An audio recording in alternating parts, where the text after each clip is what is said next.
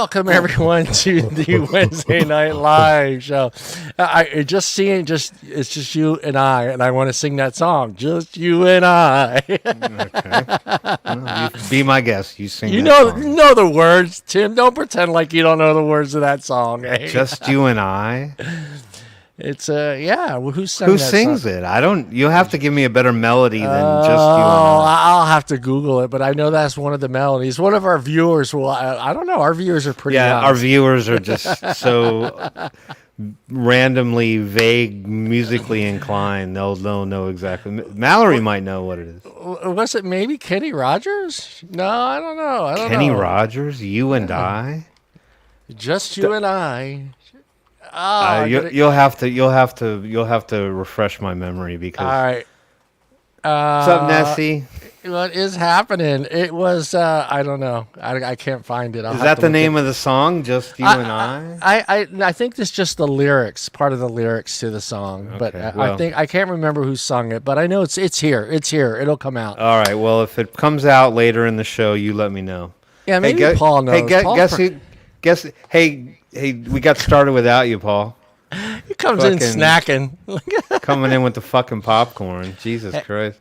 Get your popcorn ready, kids. Yeah, hey, Paul, if I were to sing Just You and I, who sung those lyrics to that song? It's got to be early 70s. I don't think anything in the 80s, but the lyrics to those words were in a song. Crystal Gale, yeah, there it is. Really, Eddie Rabbit and Crystal Gale. Crystal Gale and Eddie Rabbit. All right, hold on. I got to listen for a second. Hold on. Mallory, yeah, baby. I did say Mallory might actually get it. Yeah, not who is this? Crystal Gale. Yeah, the song is called "Just You and I." Okay. Yeah, that's it. That's all right, it. Hold on. I'll get it in a second. Let me just hear. Let me just hear like a bar or two. You get of course, it, I hit the one video that has the 30-second commercial before it starts. So hold on. Go ahead. Okay, you guys talk amongst yourselves while I get the melody. Paul, what are you eating there? Let me see what popcorn bags look like in Australia. Hold that up. Pop ding wow. What the hell? Who makes that? It's really good, actually. Is it plain? I could see the way you're eating it. It's like you haven't eaten in weeks. You're just shoving those babies in your mouth. What flavor popcorn is that? Just butter? All right. Well, double butter. Yeah. Double butter. Yeah. The song's a little too easy listening for my flavor. I don't really recall it. I remember Eddie Rabbit songs and of course Crystal Gale. Don't Make My Brown Eyes Blue. I remember all that stuff. Yeah. And Eddie Rabbit. I like it. What was Eddie Rabbit's big song? I don't know. I love a rainy night. Yeah, I love the rainy night. Yeah. And the one that went, ooh, I'm driving my life away. Hey, looking forward. We're turning this show into the bullshit show. So that's a great song, though. That is a great song. I remember that song. Yeah. Who didn't grow up to variety TV, right? That's it. We did. All three of us grew up to variety TV. I don't know about our listeners, but I'm sure some of them remember Sonny and Cher and all those guys, Tony Orlando and Hee Haw, and who else had a show? Merv Griffin? No, not Merv Griffin. there was all kinds of sort of variety shows like that had talent. Well, you had Lawrence Welk back then too, but that was a little too old people for me. That was a little too stuffy grandma show or something like that, so I didn't really watch it that much. But Tony Orlando. What was the song? What was the song that ended every night when the Lawrence Welk? Yeah, Lawrence Welk show would end. I didn't really watch it, so I mean I should know the song, but Tiny Bubbles. Oh, okay. What? That's right. Carol. Yeah, Mallory got it. Carol Burnett. She'd tug on her ear. Show. She'd tug on her ear. That's right. Yeah. Well, welcome to the vaping / music 70s TV show. The variety show. Variety show. Yeah, we got a few things that we're going to talk about today. Tim's got a few articles that we're going to go through. Paul's got some stuff on his mind he wants to get off his chest. And I'm just here smiling and looking good and being happy. And we're going to start off with Tim. Tim, before we start with the hellos, why don't you say hello to our viewers first tonight? Well, hey, everybody. Say hello to the viewers first before we talk about my lamenting life. Okay, great. Yeah. So let's talk about the happy stuff first before we talk about my stuff. Mallory, great to see you, and thank you for being the phone a friend. She's the phone a friend person now on the show. So when we want to be millionaires, we will phone Mallory because Mallory has all the answers. Nessie Vapes, good to see you. How are you? I know I saw Stu Rep up there. Liana, how are you? Liana's in the house, and Stu was up there. So we've only got we've got a small crowd tonight, but that's okay. Yeah. Sometimes personable crowds are the best kind of crowds, you know? Yeah, I think everyone's getting over. I am still getting over my hangover, and I keep feeding it during this week, so. I haven't stopped drinking since Monday, so. Wow. Lucky you. Well, if you bring beer to my house, I don't buy beer.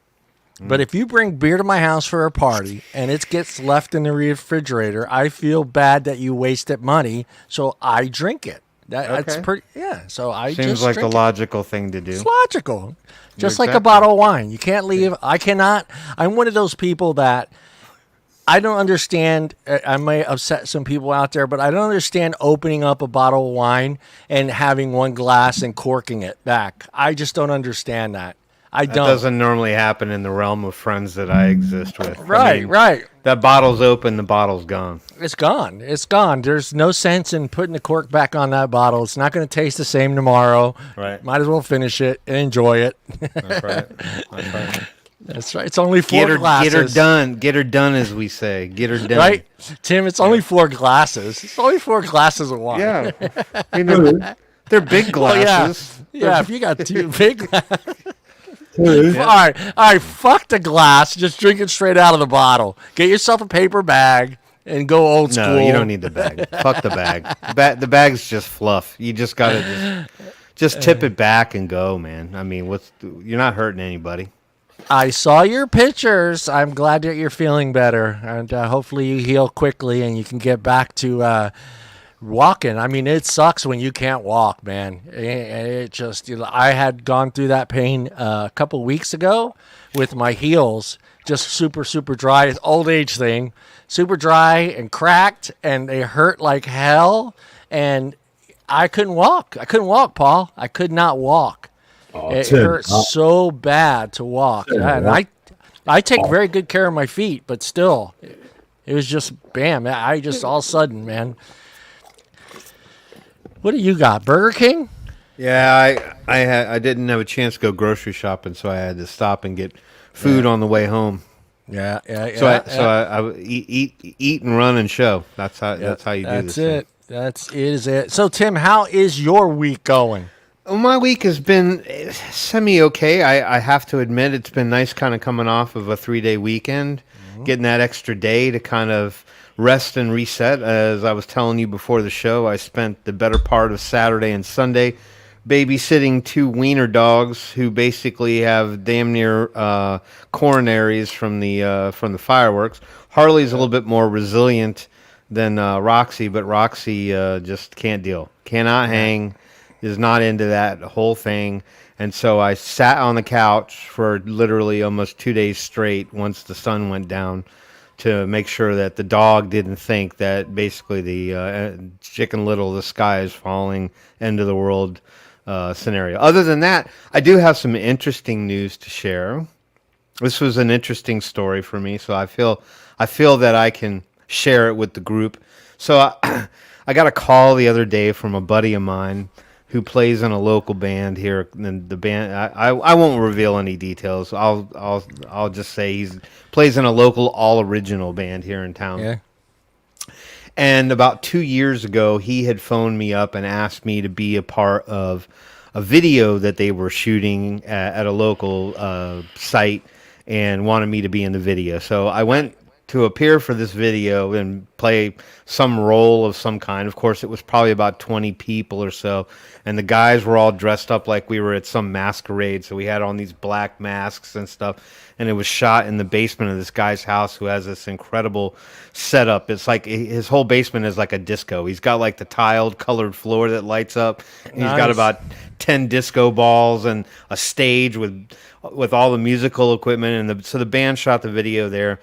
And the videographer was going to get 2 angled shots, one shot from behind the crowd, everybody doing this kind of crap, and then one shot looking onwards, and he ran out of battery when he got to the part where he's supposed to film. So my scene in the video was so rudely cut and never even made the edit because it never got filmed. It hit the edit floor. Right.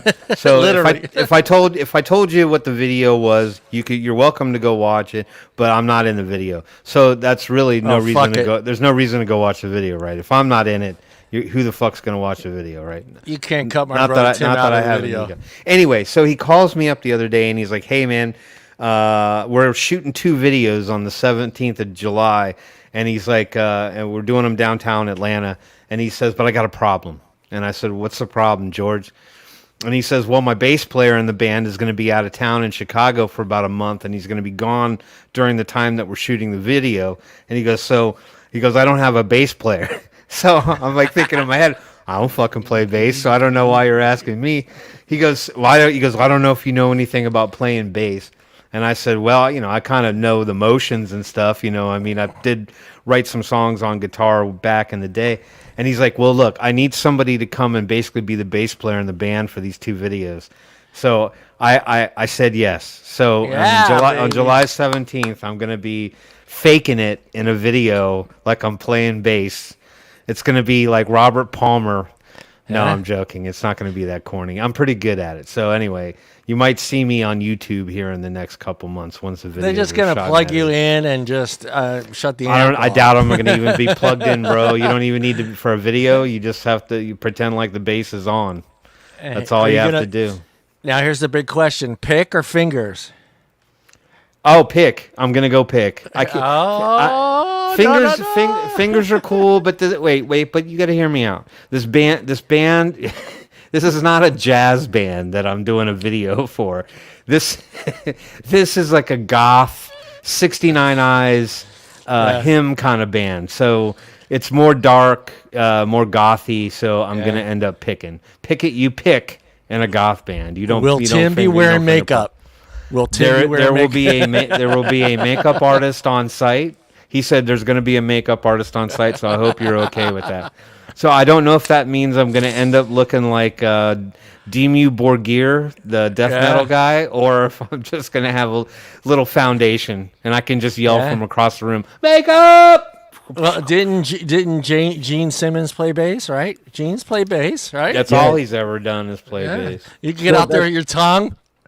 That's what I just said. It's going to be maybe there will be blood. I don't know. Maybe I'll be drinking out of skulls. We don't know. We don't know what's going to happen. Right. Tim Simmons. Don't worry about it. It'll be fine. Yeah.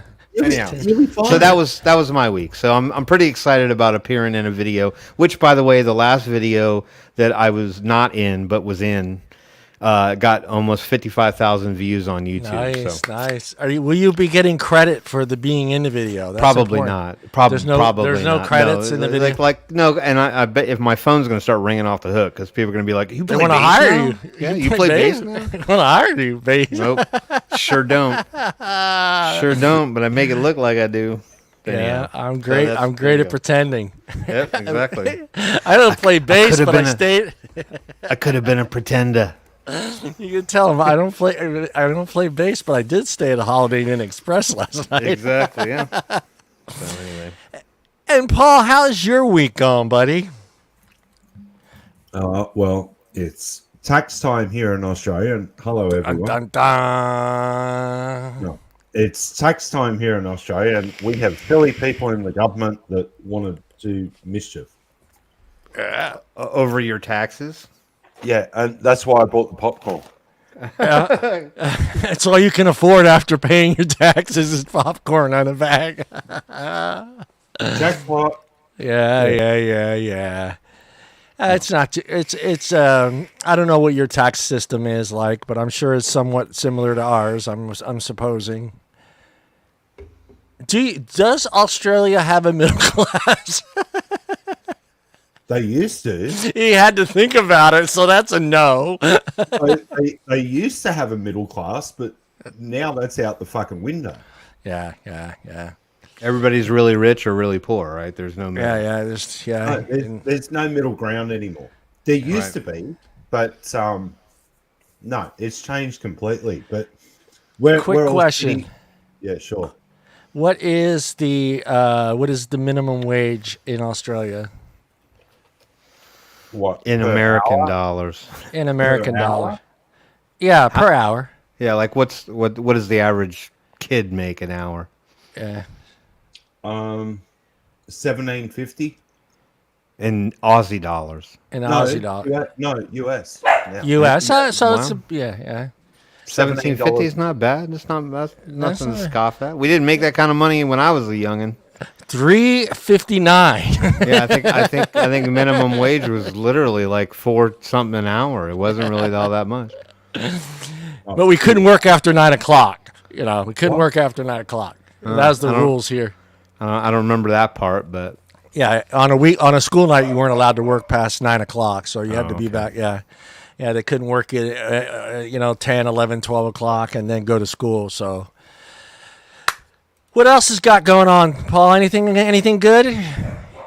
I know it's only Wednesday. You still got 2 more days to go. It's Thursday here. That's right. Fuck, I forgot. It's Thursday for you. I know. I forget. You're in the future. You got to give me those lottery numbers. Yeah, no. I had a pretty decent week so far. It was my mom's birthday. Hello, Nick. My mom's birthday is the 4th of July, so we had supposed to have a small party. Just a few people turned into an Italian event of 35, 40 people. And we don't usually drink margaritas. That's what got me this year. I was telling Tim, we don't ever do margaritas in this house. And for some reason, I was getting stuff for the party. And I walked past. Of course, they have a mountain at the end cap at the supermarket of margarita mix. Of course, right? And so I'm like, you know what? We've never done margaritas for the 4th of July. Let's do it. So I bought 2 big bottles of that.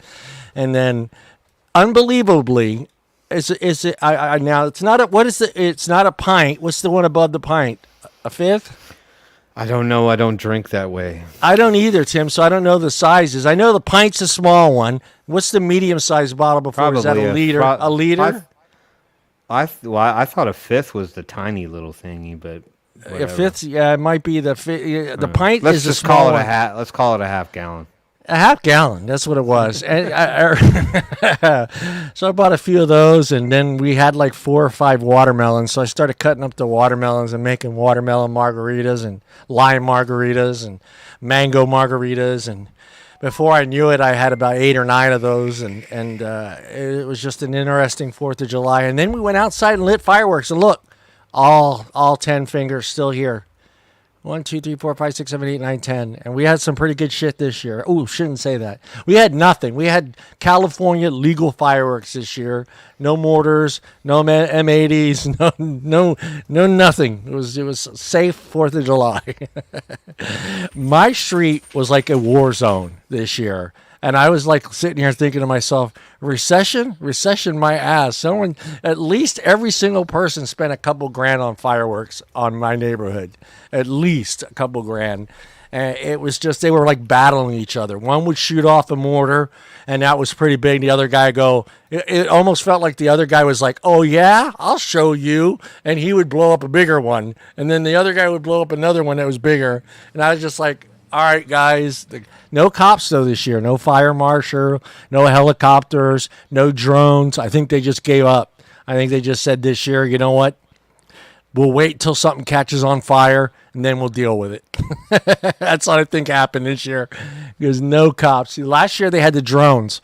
They flew the drones. The cops, SWAT, had the drones take off from the park by my house, and they had like 3 or 4 drones that took off, and they were flying over the neighborhoods in the middle of the night, or not at night. You can't see those damn things, and they were just flying over the neighborhoods, seeing who was lighting what and doing what. Then they would send the fire marshal or the police into that area if they suspected someone, and then they had you on video, so you're pretty much screwed. So it's a big fine. That's it.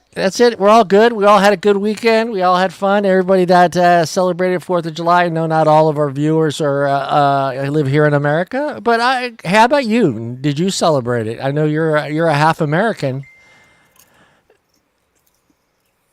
No, you didn't light a couple fireworks. No, I'm just eating popcorn. I'm not worried about the fireworks. You're broke, right? You're broke. You don't have any money. Just cost me a fortune to go and see the accountant and see the tax office. Yeah, no comment. But yeah, no, I'm amazed no one shot the drones down. They were trying to shoot the drones down with the mortars. Yes, people were trying to do that. If you could see them, that's the problem. You can't see them because they don't have any lights. They shut the lights off on them, so they're just hovering. You don't see them up there at all. Yeah, they shut them off, and they fly, and they have their little van over at the park. They're all sitting in the van flying these drones over the neighborhoods, trying to catch people. Let's get into the first article here. Let me hit no thank you. I don't want updates. The FDA temporarily suspends order banning sales of the Juuls. What are you guys' thought, Paul? Did they go? Oh, I love what Allison wrote in the chat. Oh, maybe you're going to read it this time.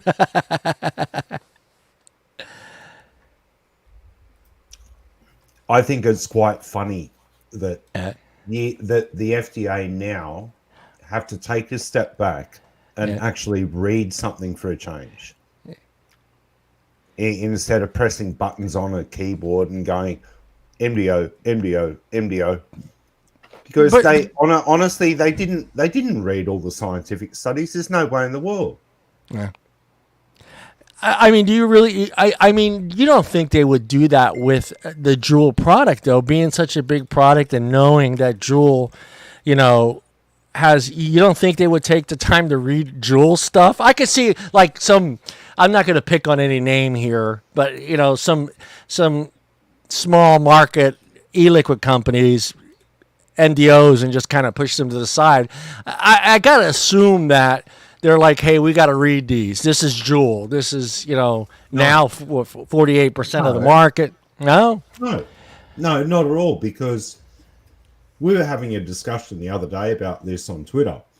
And then you see a tweet from Truth Initiative and then PAVE come up and say, but we told you to do this, this, and this, and this. Pure corruption at the top level. Which politician are you going to put in your back pocket this week? Yeah, that's how I see it. Yeah, and again, I'll make my case. The FDA is not fit for purpose anymore. It needs to be stripped back to the bare bones and rebuilt from scratch. I'm sorry, I've said it. I mean, I didn't notice any outrage from PAVE or anybody else either. On did you go to their Twitter? I didn't look at. I was going to go over there today, but I didn't see anything. Well, I got there early this morning, right when that article came out, so I didn't check it the rest of the day. Has it changed? Let me go over to Twitter here because I checked it right when I saw the news. It came up on my news thing that they changed their mind. But I didn't check to see if there was any outrage on blah blah. Oh, dude, PAVE went to town.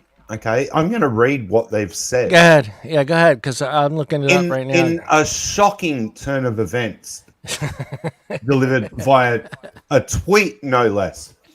FDA Tobacco backtracks on a recent decision to remove Juul vapor from the market. Now claims scientific issues need additional review. What? Congressman Raja Durbin, who is it?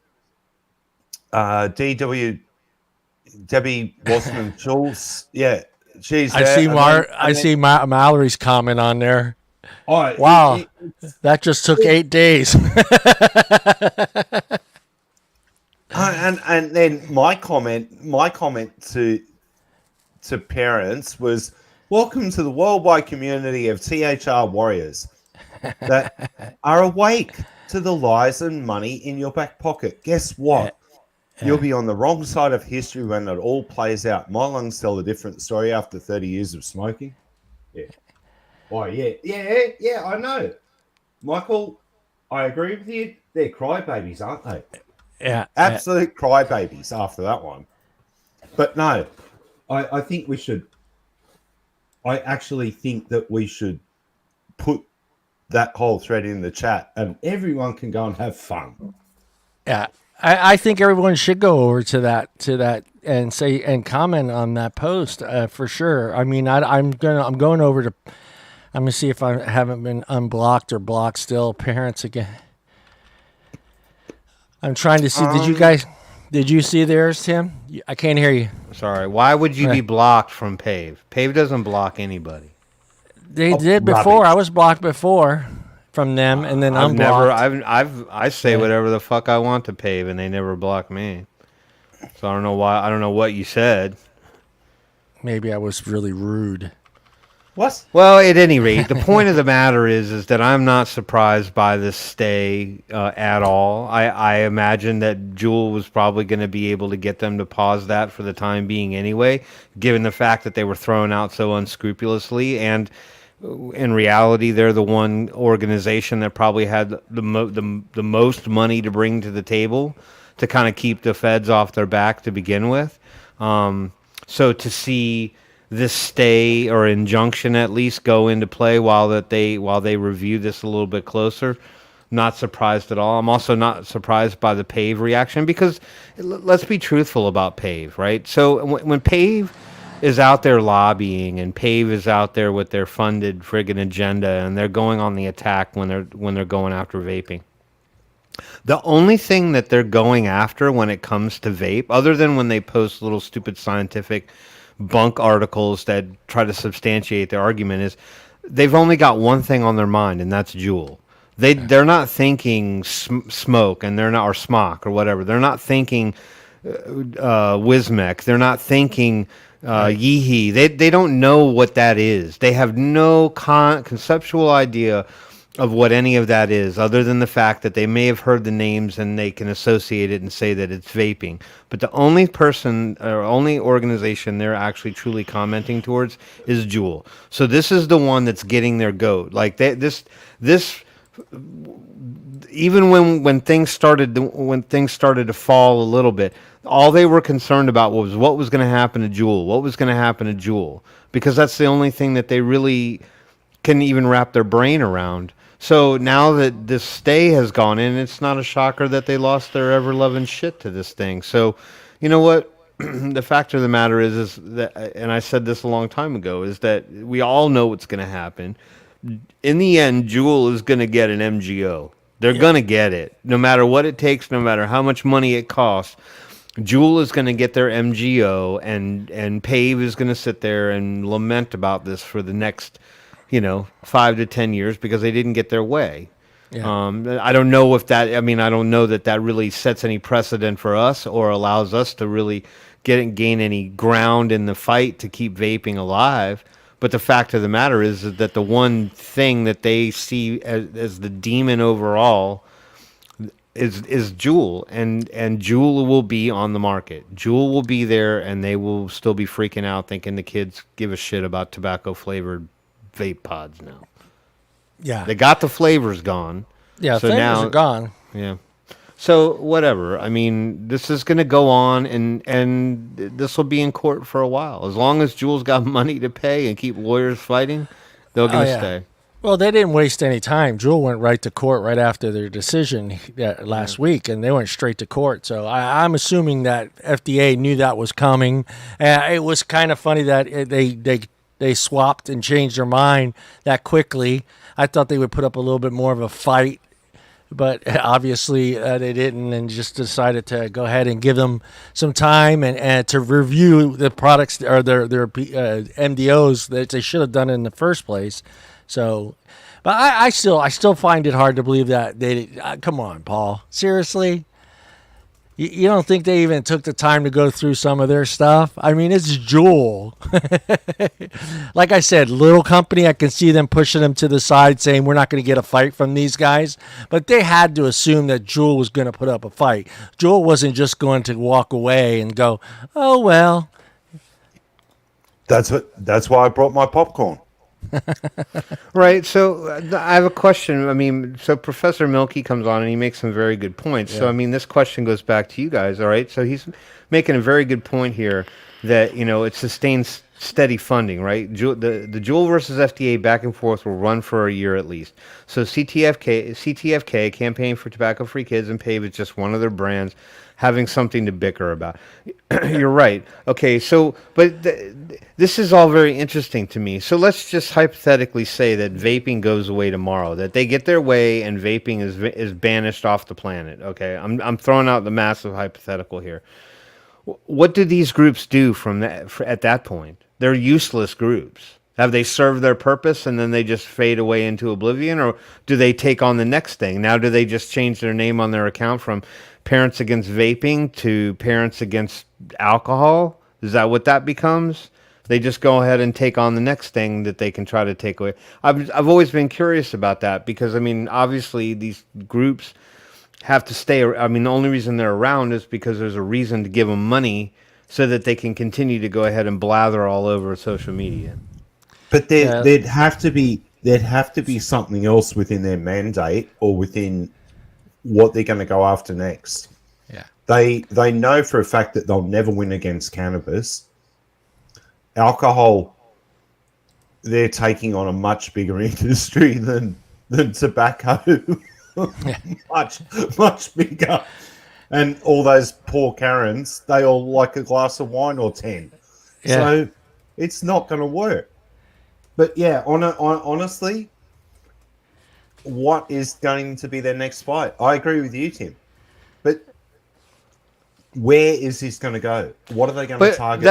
But that's the whole thing. Is you got to think about, okay, so I mean, if they win, and they're able to effectively play a part in getting rid of vaping as we know it on the open sort of public market, and then what's going to probably happen is that cigarettes are going to end up sort of having a surge, right?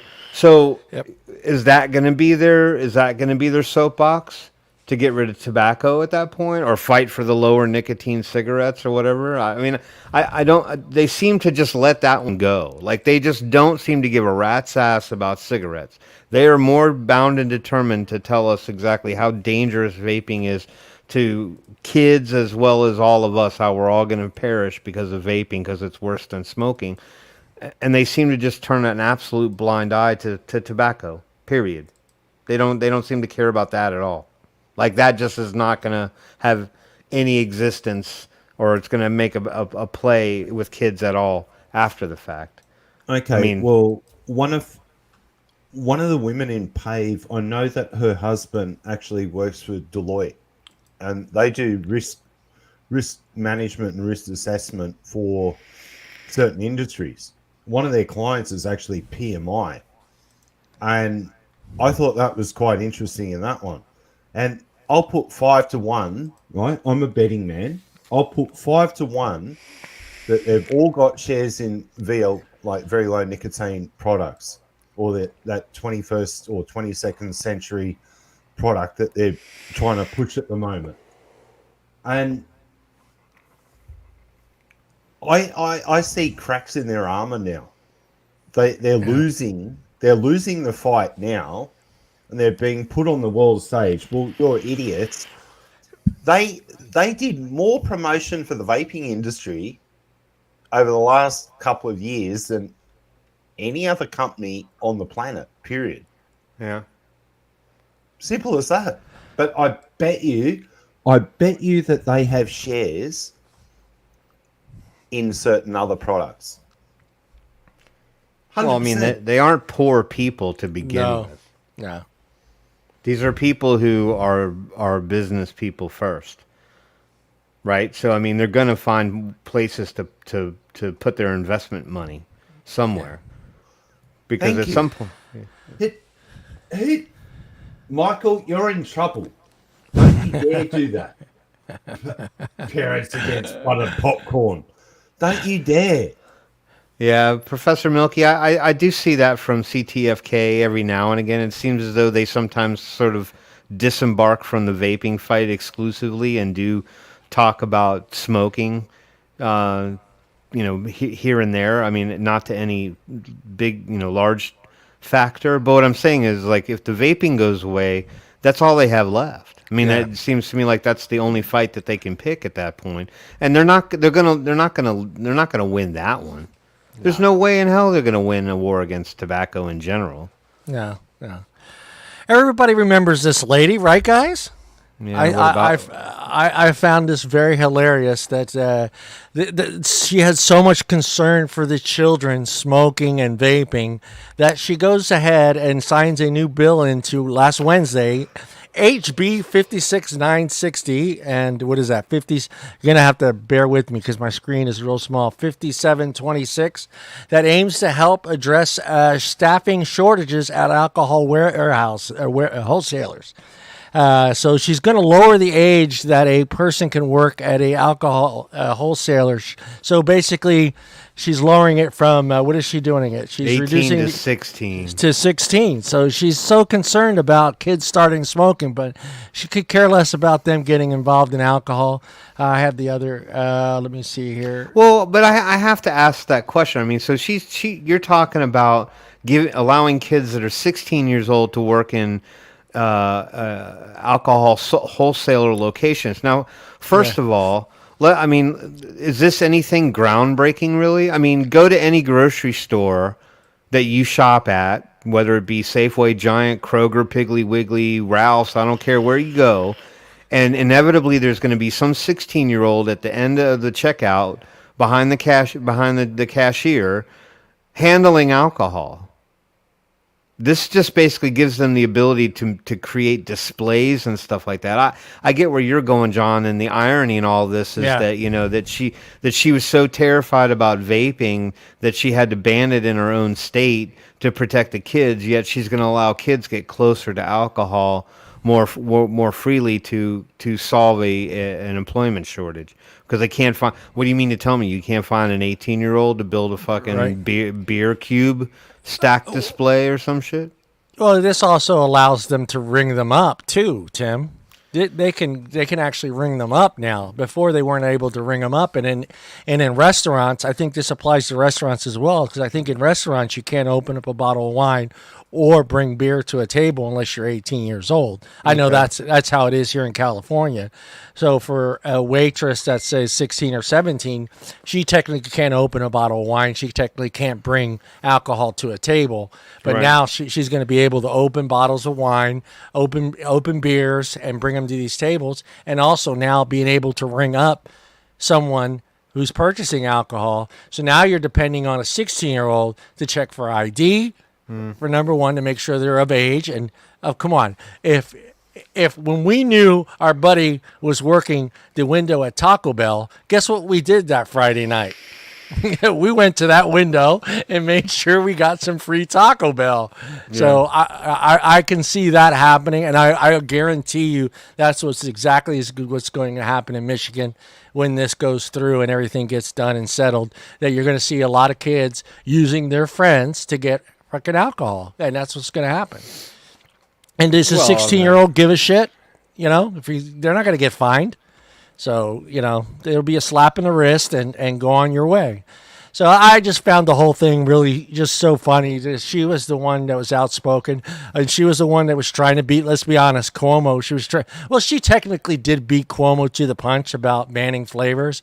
I think she started it first, and Cuomo jumped on board. So, said, wait a minute, Michigan can't be first. This has got to be a New York thing, and kind of took the thunder from her for a while there and shifted it to New York. But I just found the whole thing funny that here's someone that was just so concerned concerned with kids smoking, and vaping, but now she's going to go ahead and let them handle alcohol. So it just makes no sense to me what she's thinking. Yeah, well, I mean, I think a lot of the policy decision making in general within government, whether it's federal or state, always seems heavily unusually on its head. Like the decision making processes are just so cattywampus. It does. I mean, and then now marijuana's back in the news. With everything else that's going on. With what happened the other day on the 4th of July. So. All that stuff comes screaming right back. And then yet here we are over in the corner screaming and yelling and fighting, trying to save vaping, and you think that's the worst thing available on the planet for anybody. So yeah, I mean, if you don't smell rats by now, you're just you got too much faith in government that they're actually doing something good or something. They're usually ulterior motives at work. Yeah, I'm telling your mother, Michael, you're going to be grounded for a year at least. What did Michael do? He's stealing beer when he was 16. Who didn't steal beer? Yeah. Paul, you said you had something you wanted to talk about tonight. But you have to have beer when you eat pizza. That's how it works, isn't it? Yeah, it's it. And you have to have Taco Bell after you drink a lot of beer. Well, maybe it's just for us here. It's just us. It's a thing here. It's either the taco trucks or Taco Bell, one of the two. Taco truck, no Taco Bell, please. No. We call it taco smell here in Australia. Yeah. You have Taco Bell? Taco hell. Yeah. You have a Taco Bell there? Yeah, we do. But... I don't think I've had Taco Bell in 20 years. I don't think I've even touched the place. I'm with you, Tim. I don't want my rear end to deal with it the next day. I've never had any trouble with Taco Bell ever in all the almost 40 years that I've eaten it. I've never had issue with Taco Bell. You got iron gut then, sir. Never plays nice. I did. The only time I had an issue with Taco Bell is when my girlfriend worked for Taco Bell in high school. I wouldn't kiss her until she took a bath or a shower because she smelled like refried beans. Because back then they used to have to smash the beans in a big pot. And that was her job. And she would come home, she would smell like refried beans. And I wouldn't kiss her. I was like, no, go take a shower. You're ruining disgusting. Taco Bell for me. You're ruining my night right now. That just sounds so wrong. Please. They used to smash them. I don't want to know about smashing beans. You would have bean splatter all over her, Oh, dude. Go away. All right. What do you got on your mind there, Paul? You say you want to talk a little bit about some stuff going on in Australia? Look, here in Australia, we're seeing a bigger change than what we first expected when it comes to tobacco harm reduction, and Western Australia in particular. A news article came out regarding the owner of 3 vape shops that was told to either shut down or get fined $80,000. Now, why the hell is one state now creating their own set of rules, not going by what the government standard is? If you have a prescription, you can get liquids that have nicotine in them. Yes, we do have a problem with the black market and disposables. Again, that was created by the government and they're not willing to step up. And then our new health minister has sat down and actually came out on Twitter and said, well, the tobacco control policy was never put into place by the previous government. So where is the problem?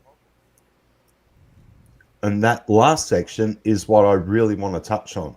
So we had a government in power for 9 years with the option and the option to actually set up a proper framework.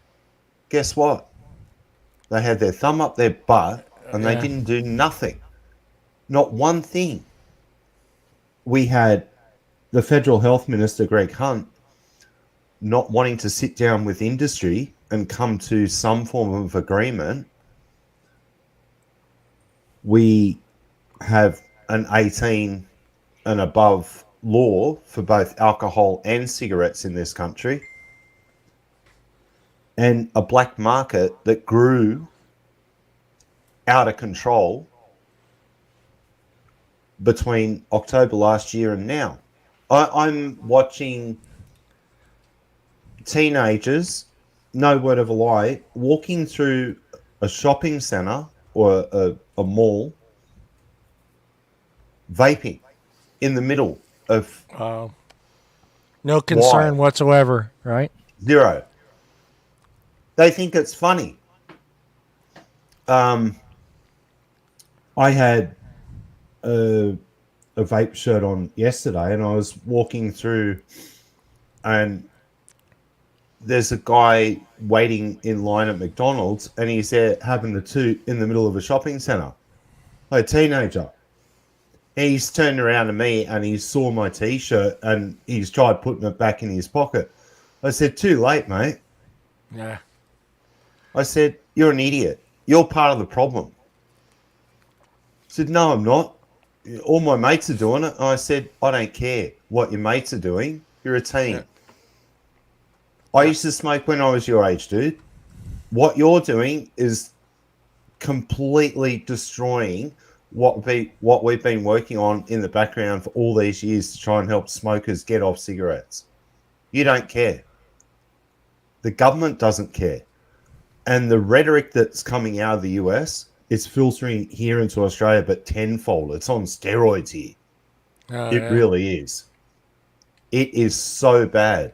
We have so-called doctors now with websites and pages. I've got a whole section on my browser. I call it the shit file. And it's every single idiot that's playing silly buggers. It's not even funny anymore. No, yeah. It's to the point where it's just like is anyone really, like we talked about, does anybody really read these articles anymore? They're just going by the headline, and then automatically they read that headline. They already know everything there is about the article, and they just shit on vaping, but no one ever takes a chance to read it and try to, now, I don't know what the right word to use is make sure that what you're reading is true. You know what I mean? The subject matter is actually true and not false. And the science isn't there, you know? Well, nobody wants to critically think anymore. Right. Yeah, people just want the sensationalism in the headline so that it can substantiate their narrative. And I'm not saying that, maybe we don't jump a little bit for joy when we see a positive vaping article or some positive news that comes out. I mean, I feel like, our battles are won so far and few in between that we reserve the right to get a little excited at a positive vaping article in whatever format it comes in. But I feel like all the people who are fringe players or just don't really have too much of a dog in the fight, or they're unsure of exactly what's going on and what vaping is or means, and then there's some gotcha headline that comes out, it's like, it's validation for them. Yeah. It's like, yep, you know what? I kind of knew there something smelled fishy about this whole vaping thing to begin with. I knew it was bad for you. This headline says it all right here. Yeah. Did you read it? No. Yeah, no, I just saw it. It says right there there's metals in vaping. So it must mean that, you're basically killing yourself, and these kids are killing themselves too. So yeah, that's my validation right there. There's metals in vaping. Yeah. I still want to know how a certain doctor here in Australia turns around and he then says that there's secret ingredients in vaping. Ooh. What? What is in there? It makes you wonder where they pull this shit out of their ass. Like, where do they come up with this stuff? I mean, not that I'm aware of. Yeah, I want to know what the secret ingredients is. I just put a link in the chat for you guys, and then when you get to the vaping truths, right? So his first one, secret ingredients, cloudy with a chance of cancer. Excuse me? What a creative headline right there, though, dude. Come on. No, they get worse. Oh, I know. I just now when there are certain headlines that make me say, all right, that guy's getting well paid because that was creative. That was one of them right there. Unbelievable, you know. Like, and then he goes on a respiratory story. Really? Wake up.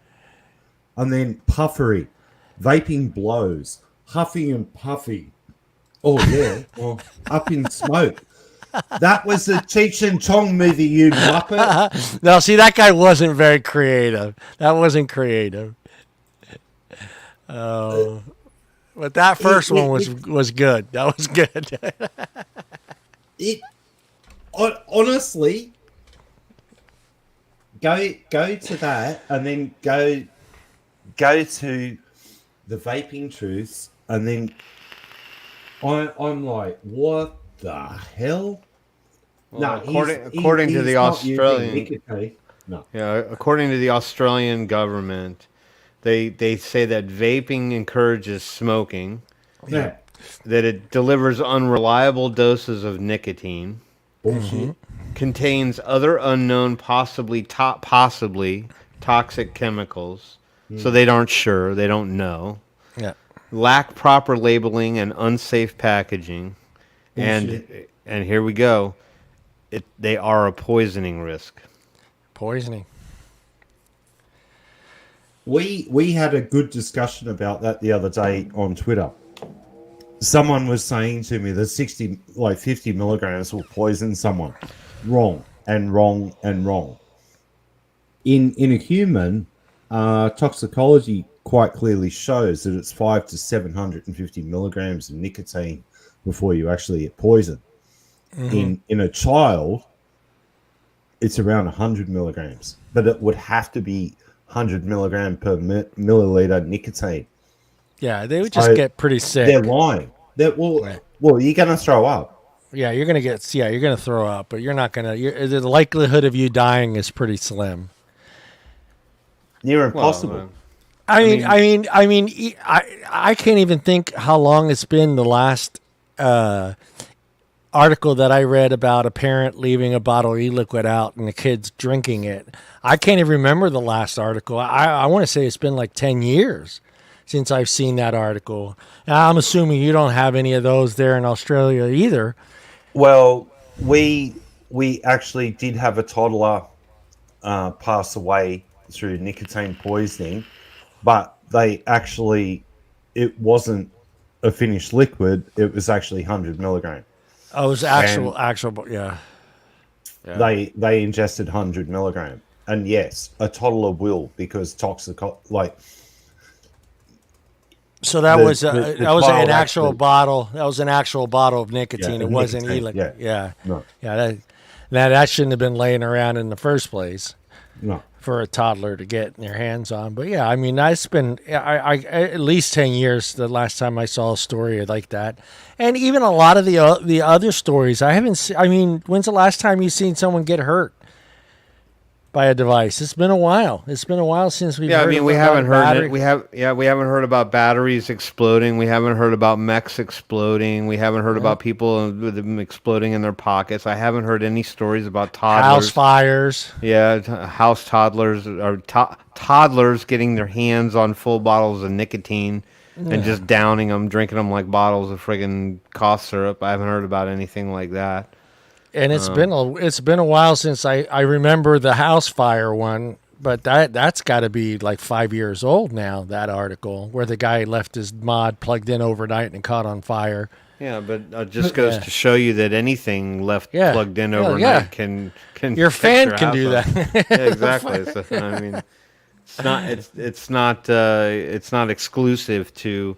Just vaping related stuff. It's just that everything about vaping was under a microscope anyway at that point. everything was amplified. It would be no different than if like Tesla started blowing up. You know, they all had you'd hear their share. They had their videos. Yeah. Well, I'm just saying, once one little thing goes wrong like that, it's like, you know, remember when the stupid hoverboards that everybody has, there were some really shitty ones coming out of China, and the LiPo batteries were catching on fire and stuff like that? Yeah. Yep. And that's all they focused on in the news for a couple weeks was all these hoverboards that were just self-immolating in the living room. Yeah. I mean, even those people don't realize how dangerous those friggin' batteries are that are in your drills. Just charging those are just as dangerous as charging any other battery. Yeah. No, I mean, there you go. And yet, did Durbin or some other anti-vaping crusader just call for a recall for e-cigs due to exploding batteries? I mean, they're just going to use anything at this point to substantiate their argument, and it sounds valid because they can just say whatever they want. Right. And you know, everybody in the Senate pulpit's going to gasp, "Oh my God, we got to get rid of it. Oh my God, the batteries are blowing up. We can't have that." You know, like, does anybody have the stats on exactly how many people have died from an exploding battery in a vape mod? There's always a guy. There's always one guy. There's none. Oh my God, we got to get rid of it. We got to get rid of it because you know what? Too many. The one's coming. I just know it. I just know it's coming. So let's ban them. Ban vaping because of the exploding batteries. Yeah, well, and it's that one senator or whatever that's got a kid that's vaping. Oh no, you can't light that in the house. You can't. No, don't charge that here. But there's always been that dickhead that throws a couple of batteries in their pocket, and they might, you know, halfway. That guy's an idiot. That guy's an idiot. What? You know, you can go and have a vasectomy. Okay, that's the safe way of doing things. Putting batteries in your pocket is not the right way to do it. That hurts a whole lot more. See, but that's the thing that's the one element of this whole entire argument that gets completely overlooked, right? Like, it's never talked about the lack of safety precautions that were taken that caused that situation to happen in the first place. They just make it sound like it autonomously just blows up randomly in your pocket. Right. And in the cases where the batteries were venting in people's pockets, they never did talk about what's the potential for that happening. Like, why would a battery vent in someone's pocket? Did it ever occur to you that there might be metal in their pocket, like keys or change or whatever, that's causing a circuit and causing that battery to start expending energy? Yep. And if it's gonna drain like it is at a high rate, it's probably gonna vent and explode in your friggin' pocket. So here's the tip, kids: don't put fucking batteries in your goddamn pocket. And if you are, put them in a friggin' little carrying case like all of us have. These are super cheap, and you get them free. You get a lot of companies. Most of the time you do. You get them for free. So there you go. You didn't spend any money. You got free advice and you got a free battery case for your troubles. Don't put your damn batteries loose in your pocket. Yeah. And some people say, "Oh, you could do one battery. It's safe." No, it's just like Tim says. It's the other stuff that's in your pocket that's causing that battery to go off. So it's the loose change. It's your keys. It's your bottle opener that you may have in your pocket. Your knife. There's that, and then there's the whole idea about just lack of understanding about basic, laws of physics, right? So I mean, you got the kids with the mech mods who want to who put a hybrid Addy on. They don't put a hybrid Addy on there. They put a standard tank Addy on there that doesn't have a protruded 510, and then that shit goes wrong on them. And then everybody flips the fuck out like these things are like pipe bombs in their hands, and it's like, well, no offense, no fucking offense, but he turned it into the pipe bomb. Yeah. He's the one that did shit he wasn't supposed to do anyway. If you don't do dumb shit's less likely to happen. Don't drink and drive, kids. Yeah, don't drink and drive. You probably won't get pulled over by the cops, and you probably won't kill somebody. But let's be honest, though. Even when I first started, this was the first thing I started that everything was out there for me to learn. All the safety was there. People were helping people to understand what to do, what not to do, what a battery can handle. And even before Mooch started putting out his videos on his batteries and rating batteries, everybody knew their limits to what size coil you can use for a battery. So for me, it was like, okay, these are people, they're hurting us that are vaping, that are following the rules. And because, they want to try to get lower ohms and try to get more clouds. And I think those days are pretty much gone. What do you got a can opener in your pocket? That's a big bottle opener, man. For me, that's how and I don't know if that was just because I was part of the Zample Box family page that everybody kind of helped each other and let everybody understand, don't do this, don't do that, don't build your coils this low for this battery. Everybody knew that. And again, back then, let's be honest, it was pretty much 2 batteries. It was Samsung's and Sony's 10, 11 years ago. So you basically had 2 batteries. There was a couple other companies that were out there, but everybody kind of knew those were unsafe. And if you were to use them, you use them in a regulated device. You didn't use them in a mech mod. And then even when you used them in a regulated device, you still needed to build your coil a certain size. So, I mean, I always felt like I got the information to keep myself safe. Did you guys feel that way when you first started? Did you feel like you were getting the information to stay safe and where you weren't going to hurt yourself? I think that I did my due diligence to kind of understand what it was I was getting myself into, because when I first started, and I just started on like the blue stuff, which was basically plug and play and go. Right. And then even when we started moving into the little plastic cartomizers and the ego twist pens and stuff, it was pretty much just screw it on and go. Yeah. And then it was when I had reached that point where I'm like, let me watch some videos on this shit where I see people making their own coils and stuff. And even after watching like the first couple of videos, I'm like, there is no way in hell that I'm going to even get involved in any of this. This looks like way too much trouble. And then a week later, I'm ordering a roll of wire and an ohm reader and all that other stuff. But therein lies the truth. And that is that I watched what these guys did to figure out exactly what it was that made it right so that I would do it right. Yeah. And you learn immediately from them. But I think what happened is as vaping grew and became more commonplace and more mainstream, and you had some of these kids that were just, I don't want to call them kids because there was adults involved in all of this too, is that it almost as if people just couldn't be bothered with showing people or teaching people to what they needed to do.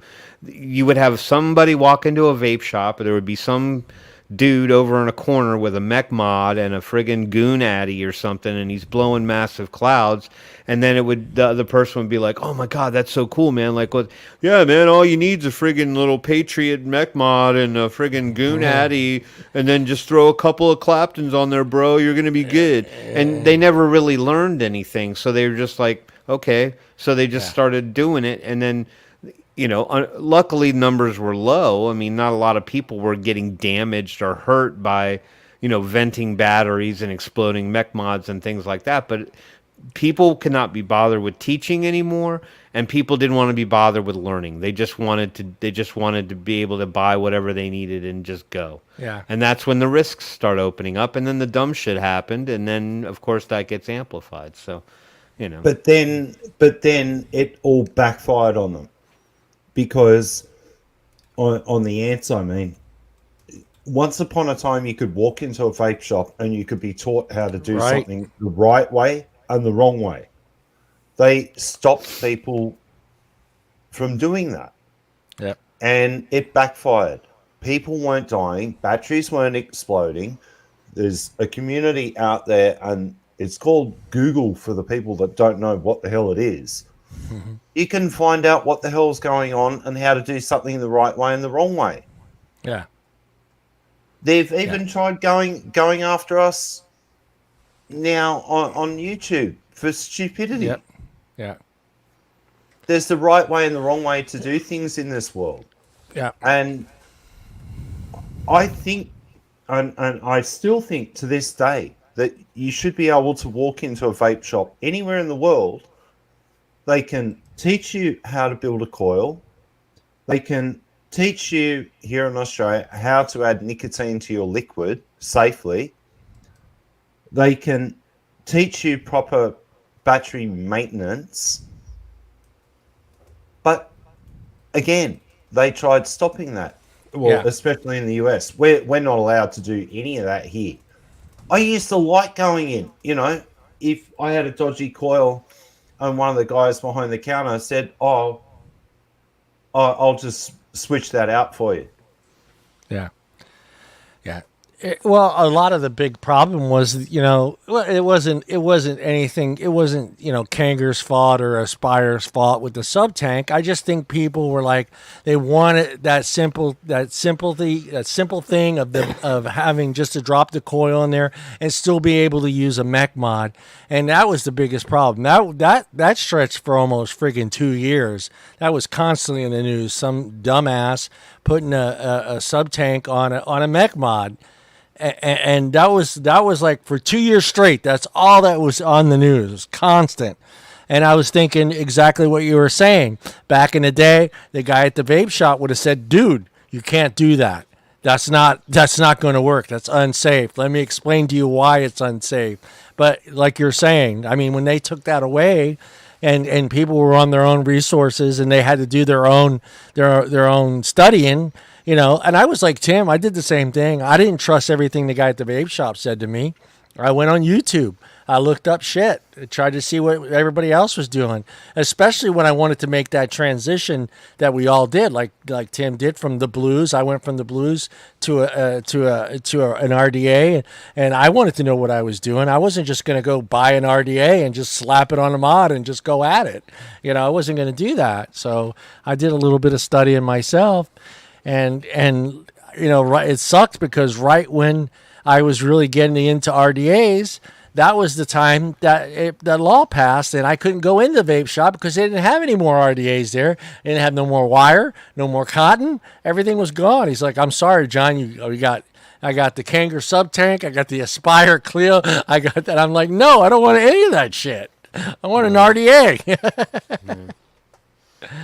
It's sad. I mean, it's just that's just sort of the transgression of things. I mean, but I do see people in the vape groups. I mean, if people out there are part of the vape groups, I mean, people ask legitimate questions there still. I think people are starting to realize too that things are getting harder and harder to obtain.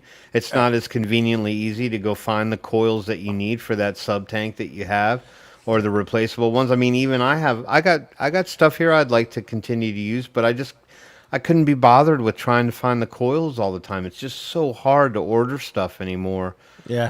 That the only way to really kind of solve. I mean, I've been on this Valkyrie RTA, since I ended up getting this particular mod, the Valerian 3 mod, and I mean, I love this RTA. It's basically an Asgard in RTA form. Yeah. I'm not really a big fan of the bubble glass, but I broke the straight glass, so. Of course you did. I'm lamenting. I'm like, oh God, look at the bubble glass. Oh God. Where was your ring? Where was your ring, Tim? Why didn't you have the ring on it? I don't know now, but see, now I'm really upset because now I'm gonna have to go back out on the market somehow and figure out where I'm gonna get another straight glass for my Valkyrie RTA. It's probably gonna be hard to find. So I would look through what you have in your set right now. You'd be surprised you'll find one of your older RTAs that actually works in that glass. You'll be surprised. I've done it already twice. I was like, oh, hey, look, this fits. 2 different companies, Hell Vape and Geek Vape. And I was like, oh, the glass works on this one. Perfect. Yeah, you know what? And what was interesting to me is that normally, like with every RDA kit that you get, or not RDA, but RTA kit that you get, they always give you a spare glass anyway. Yeah. It just so happened that this particular kit, they give you a bubble glass the spares and a straight bubble. glass. And so the spare was the bubble. Well, that's like, because the straight goes from 2.5 to the bubble going to 5, right? Something crazy like that. Yeah, that's what it is. That's how they avoid the EU laws, right, Paul? Is by offering they used to do the little stopper, but now they just give you 2 glasses. So they give you, if you're in the EU, you don't get the bubble glass, correct? Oh no, you do. You just got to learn how to take the butt plug out. the plug out, yeah. So Simple. You still get the, yeah. Timmy, you want to hit us with some news? I'm frozen. I'm frozen because I'm searching for glass. Oh, you're not gonna find it. You're not gonna find it. You might have. You might have to go to 3 Vapes. 3A. Yeah, 3A. 3F vape. I bet you I could get it from Vapor Cloud. No, I could probably get it from Vapor. Don't go to Fast Tag, man. No. I could probably just get it from Vapor's Cloud. Yeah. Yeah. Maybe. I say look at 3F Vapes. It's probably there. Well, Element's out of stock on it, so forget Element. Yeah. You're done. And plus, you just can't order the glass, Tim. That's why Tim's looking for it on a vape shop, because he's like, I can get another mod and the glass. Tim's so excited, Paulie's frozen. There he is. There. Well, it's a worry. He keeps looking for this glass. Yeah. Well, no, it's I for whatever reason when I want to search for something dumb like replacement glass, it completely freezes the live stream. They're listening, Tim. They're listening, Tim. I don't know. Listening and watching. Mallory's okay, cool. Mallory's already found it. Yeah, she's gonna sending you the link. She gets a finder's fee. Red or white wine, Mallory? Oh, place in space. There's a place in space that actually has them. Yeah, there you go. See, there it is. Found it. There, you're set. You're good to go. Replace it. Buy a couple, Tim.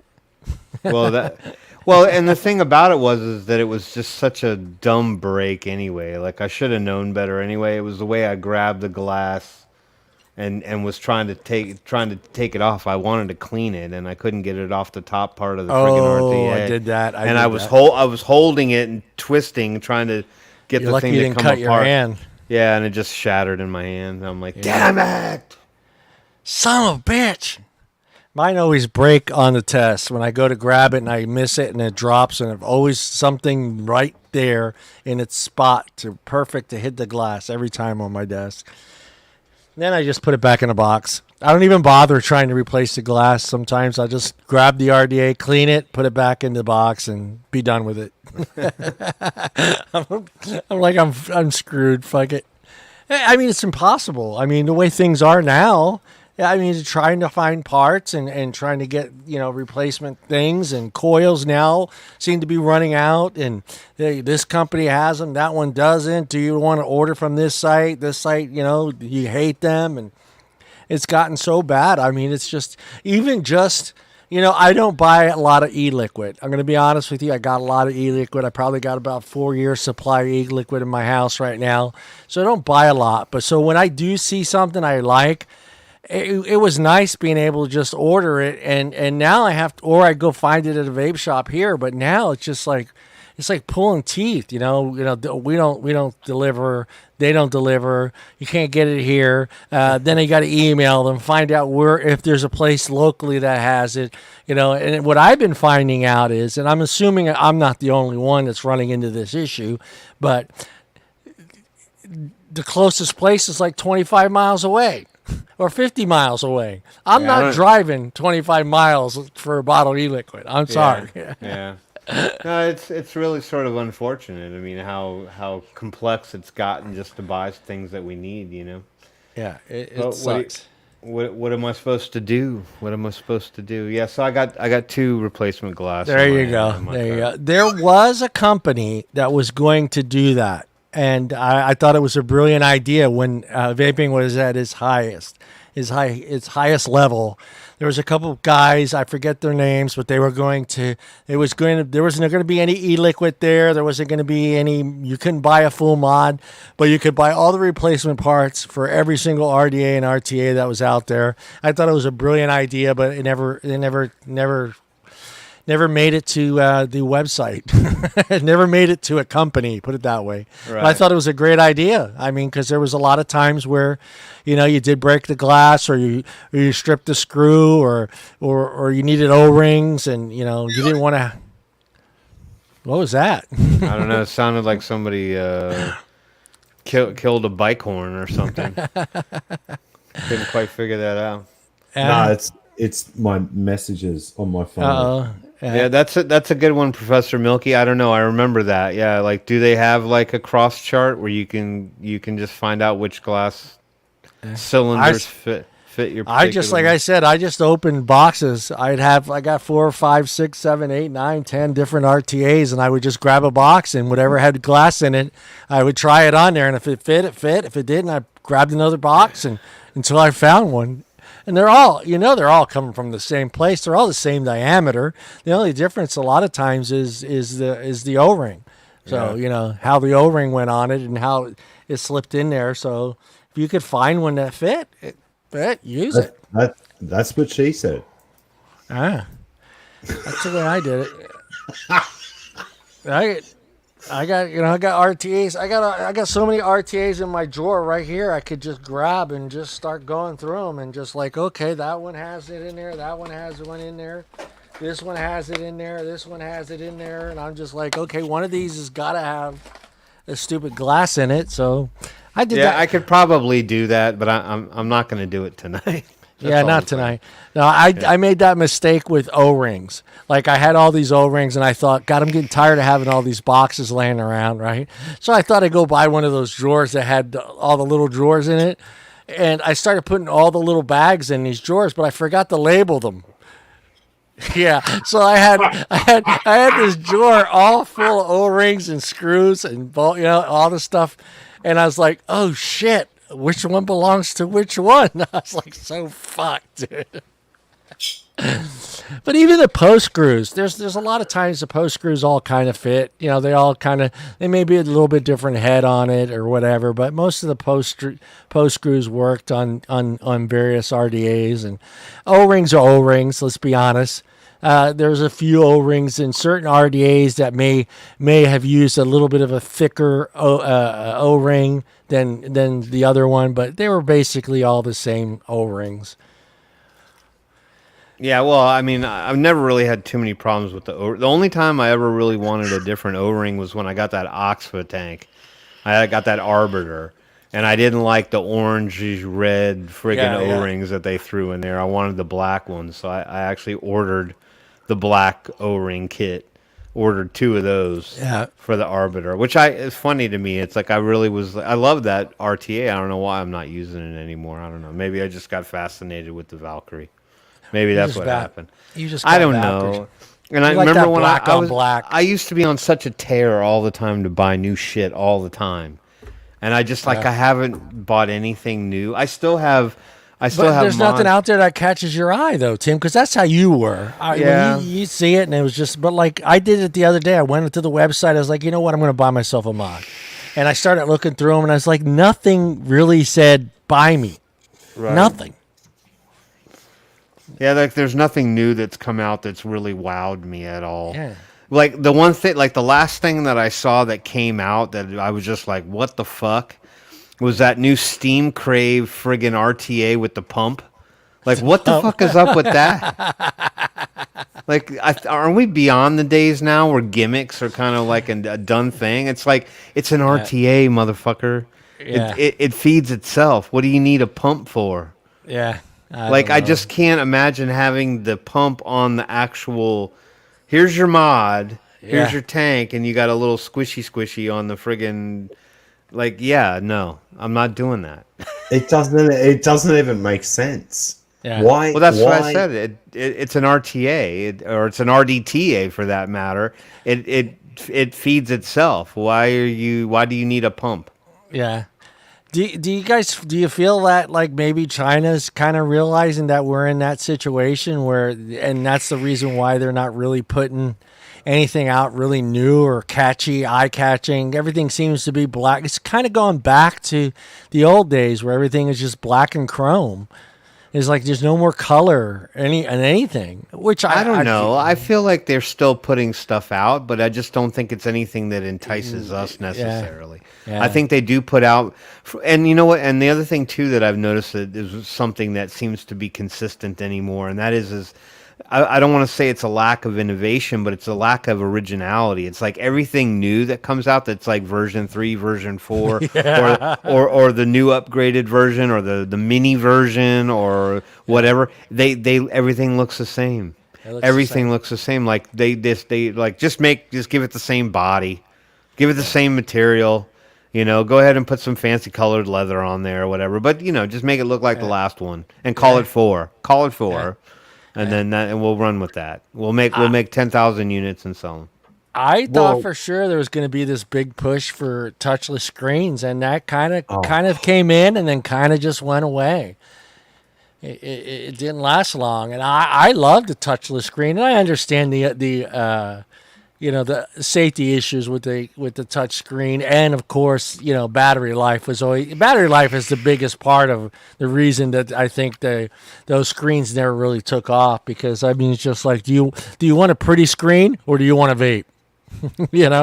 Well, I think go ahead, Paul. As Modus, they had one that had a touch screen and amazing battery life, and that was the Minikin V2. That's going back a couple of years. Yeah, that did have a touchscreen, but these other ones that look like disco balls, I don't understand why the fuck you need to put LEDs all through a mod. Yeah, that didn't make no sense to me. That makes zero sense to me as well. I mean, I like the flashlight. I thought that was cool with Anakin. Yeah. The flashlight made sense, But the rest of it, the parking lot. Radios. Bluetooth speaker, baby. Bluetooth speaker, baby. Man, why? What? Not just a Bluetooth speaker, Paul, but a waterproof Bluetooth speaker. I want to be able to put my mod in the water and still listen to music. Yeah, but that's the whole thing. People had to create gimmicks to try to sell shit. Yeah. And inevitably, you're going to find somebody out there who was brainstorming at Starbucks one day going, man, I wish they'd come out with a mod that had a Bluetooth speaker on it so I could listen to MP3s. Yeah. And lo and behold, somebody was fucking listening like the internet listens nowadays, and friggin' somebody comes out with one. Now, I will say there is one mod that I'm actually interested in. There is one. I would like to get my hands on that SX Mini. That new SX Mini. Yeah, that's nice. I like that, but I don't have the coin right now to drop on it. So yeah, and the other thing I was surprised. No, the other one. Sorry, the other one, the double barrel. Double. Oh, Isn't that the SX? Yeah. Well, there's an LX and an SX, right? I wanted Wi-Fi in a browser. Why? I'm just kidding, dude. I'm just kidding. I don't need Wi-Fi and a browser on my mod. I don't need to be looking. I don't need to be shopping on Amazon while I'm vaping on my mod. Yeah. John, when John's vooping, he wants to watch porn. No. I guess. I don't know. I thought for sure, like, all right, integration wise, I thought it would be kind of cool if my text messages came to my mod, because that's the one thing that's in my hand more than my phone, and my phone could stay in my pocket. I wouldn't have to look on my watch. I would just look at my mod as I'm bringing it to my face and say, oh, I got a text from Bob, so I better call him. No. No. You're no fun, Paul. You're no fun. I'm not gonna. Oh no, forget it. Oh, come on. You don't want to get your text. I mean, what would it hurt? We have Bluetooth. A lot of them have Bluetooth already. Why not? Why not being able to get your text messages sent to your mod? No. Oh man. Please no. Yeah, or have, have Alexa and Google or whatever the other one is. No. Turn on my lights in my house with my mod. No. Yeah, they've got all that in. They got all that worked into the stupid smartwatches and all that stuff now. So I'm just saying. I just think the time has come and gone to come out with gimmicky friggin' mods and stuff to try to sell some shit. I mean, come out with something that just looks sleek and interesting, and and is stylish. Form fitting. That's all I want. Form fitting. That's the dress, sir. You mean form? You like an interesting form fitting in my hand. I want something that fits in my hand properly. That's not awkward and what is it? Where I have to figure out which way to hold it. I can't stand that about mods, and I'm sure you guys have had mods where you picked up and you're always adjusting because you picked it up wrong. I want a mod that no matter how I picked it up, I could fire it. That's what I like. Yep. I haven't really seemed to find a fire button. Top fire button. Yep. Still the best to this day. I don't even have one of those. All mine are side firing or front firing. Yeah. Either it fires under your finger here, or you turn it around and use your goddamn thumb. Yeah, that's pretty much exactly. That's pretty much everything I've ever had. I mean, this one has it on the front right there. So I mean, but you still got the same kind of thing going on. The problem is when you have to grab 20 things and put them all in your arms and stuff. You're holding this is your one phone. of them. This is a mod where this is a mod. No matter, sometimes when I pick it up, I got to readjust it because I picked it up wrong. I'm constantly turning it, or it drives me nuts. It's one of them. There's a couple mods that I have that are like that. Well, I think that's typically a standardized issue in certain squonk mods. It's the way it's where the bottle position is and where the fire button is on Alexa, fire my mod. Well, I like that. Well, everything needs to be sort of like on the one same side in order to do it. So you can push the squeeze, you can hit and the this is another bottle, one. Which is what? The Dalpo. This is another one that I pick up wrong every fucking time. Every time I pick that one up wrong. And I got to readjust it in my hand. I just did it now, and I got to readjust it in my hand, the fire. I haven't used mine in a while, so I need to get back to some of my old And mods. don't hate me, Bogan's mod is the other one that I pick up wrong all the time. This one I constantly have to keep turning to get it to where I need to fire with my thumb, because I fire this one with the side of my thumb. Is how I fire this mod. Yeah, see, I don't hold the triangular mods that way. I don't fire it like this. Yeah, see, I fire it front fire like that. I fire it. I have to pick it up and I have to turn it and put it in my hand this way and fire it with my thumb on the side of my thumb. Well, that just sounds like a you problem. That is a you and me problem, yeah. Yeah. Yeah.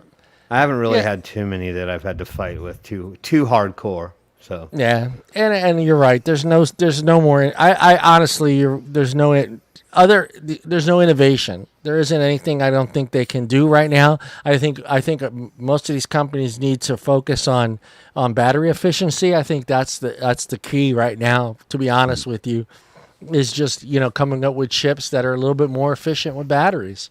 Yeah, especially because a lot of us are. Average vapor is 65 to 75 watts, right? Pretty much. I suppose, yeah. So, what's up, bud? What do you think you're getting out of that when you're vaping, at 65, 75 watts, depending on your battery? I'm at 75 right now. I'm at 75 right now on a 0.17 dual coil on the Valkyrie, and that's comfortable for me. That's good enough. I'm getting a vape. You know what I mean? Yeah. I don't need 105. Yeah, I'm 75 watts with a 1.3. And 0.13? Yeah, 1.3. Or 75 on a 1.3? No. Woo, you mean 0.13? 0.13, sorry. 0.13. So that is the hottest MTL vape I've ever heard of in my entire life. That's a banger. But yeah, I think we all vape at that wattage. And I think it would be nice, just to have a little bit more battery life. Actually, it'd be nice to have something that would go the whole day. Yeah, well, that would be nice. But, I mean, typically what I do is I end up carrying that thing around with me, and I have 2 sets of batteries with me. And that'll get me through the day. You're 48 watts. See, that's too low. That's almost nothing. You're not getting anything out of that. I'm going to do that right now. I don't think that's a very good vape. I mean, if it's comfortable for you. I just don't feel. I don't think I've ever come down that low on the wattage in a long time. Unless it's the extreme. I'm doing MTL where it's 20 watts. Yeah, this is a 48. This is 48 watt. All right, let's see. I had to suck for that, man. I got a head rush from that. Thank you, Curtis. How the hell are you vaping like that, Curtis? Whew, that hurt. That's going back to 75. Yeah, that sounds about right? 15 on a 0.43 or 40 watts on a 0.4. Yeah. That would be unusual for me, too, if 48 watts on a 0.17. I wouldn't even. I'd be like, that's basically what I do to glow the coil. Yeah, 75 watts. I think 65, 70. Yeah. That's what she said. I had to really suck for that. That's funny. Yeah, see, there you go. 75. That's so much better. And it's still a very cool vape. It's a cool vape, yeah. It's not a warm vape at all. Oh. Timmy, you ready for some newsy? Yeah, let's do this sucker. Yeah, you do the news. I'm going to grab another beer. No, you do that. After. I gotta work in the morning. I can't drink. Look what he's drinking. I know. Corona. Corona. Hey, Yeah, I told you, yeah. if you leave beer in my house, I will drink it. That's the rule. Don't leave it in my house. That's not so bad, Joe. If you're doing 55 on a 0.4, that's okay. Yeah, that's 55 at a 0.4. That's pretty good. Yeah. All right, let me get your banner up there, or your little bumper bump.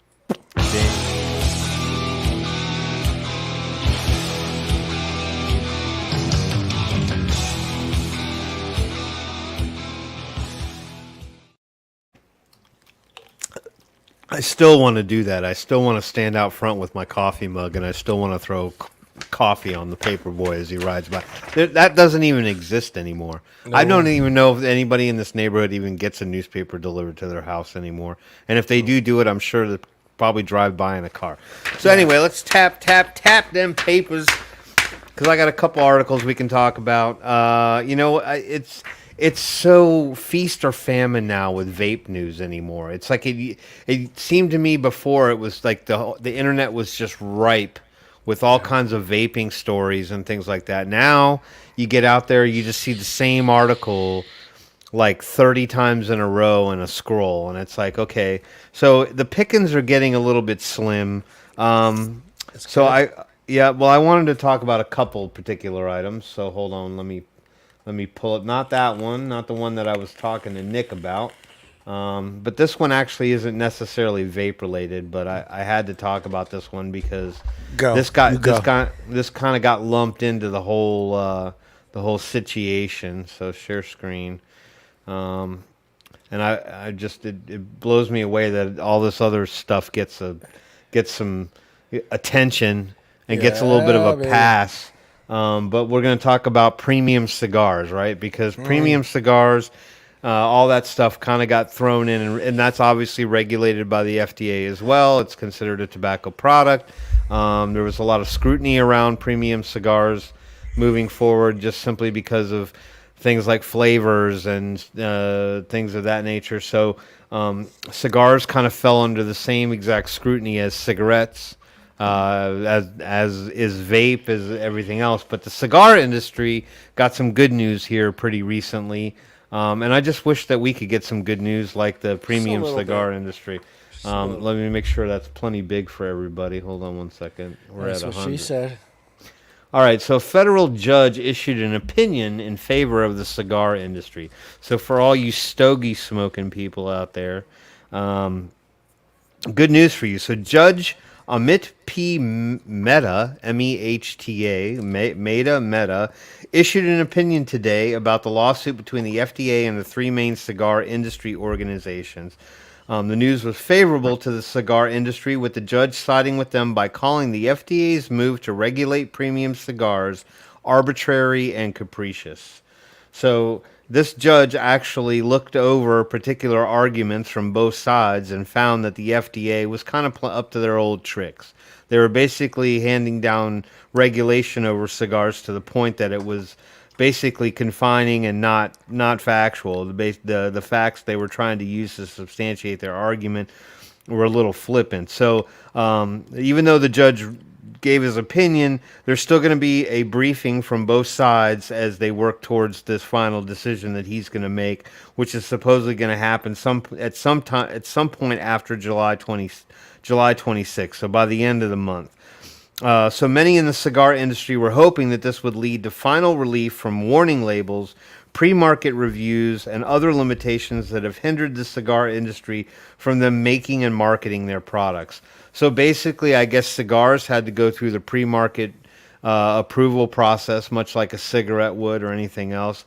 Now, I don't know where things lie in terms of cigars and I don't want to call it innovation, but entering in new products to the marketplace, because I got to imagine there's plenty of products already out on the shelf. I'm not a big cigar smoker. The extent of my cigar smoking pretty much results in being at somebody's house. Somebody's got a humidor of some kind in their house, and they're like, "Hey, anybody want a cigar?" And then they pull it out, and then everybody gets something. So we have a friend who has a real nice humidor in his house, and he usually gives us probably like a $30-40 cigar that I'm puffing on. I have no idea what the heck I'm doing or what I'm supposed to be tasting, but looks kind of cool when you got a big old fat stogie in between your fingers. So at any rate, in the opinion, the judge was quite critical of the FDA and their battle with, here's the three companies that the FDA was battling against: the Cigar Rights of America. Okay, so there's actually an advocacy group called the Cigar Rights of America, Premium Cigar Association, and the Cigar Association of America, who all filed jointly in suing the FDA in 2021 over regulation of cigars in general. The lawsuit addressed the FDA's rejection of an exemption for premium cigars from FDA oversight, which was attempting to put them up to the same regulations as cigarette makers with regard to handmade cigars. So I don't really know what particular stringent rules cigarettes technically go through, but they were holding cigars to the same standard, which was obviously a lot of red tape, a lot of paperwork, and a lot of other stuff going on. So the agency's statement, this is where the judge really took issue with them, is the agency's statement that all cigars produce toxic smoke is exactly the sort of non-responsive circular reasoning the court faulted previously, wrote the judge. He said instead of addressing the relevant data before it, the agency resorted to a common refrain to obscure the issue. So that was down in here. So he said that, I'll read it again. Instead of addressing the relevant data before it, so that means there was scientific evidence to counter the claim that all cigars produce toxic smoke. That was the claim.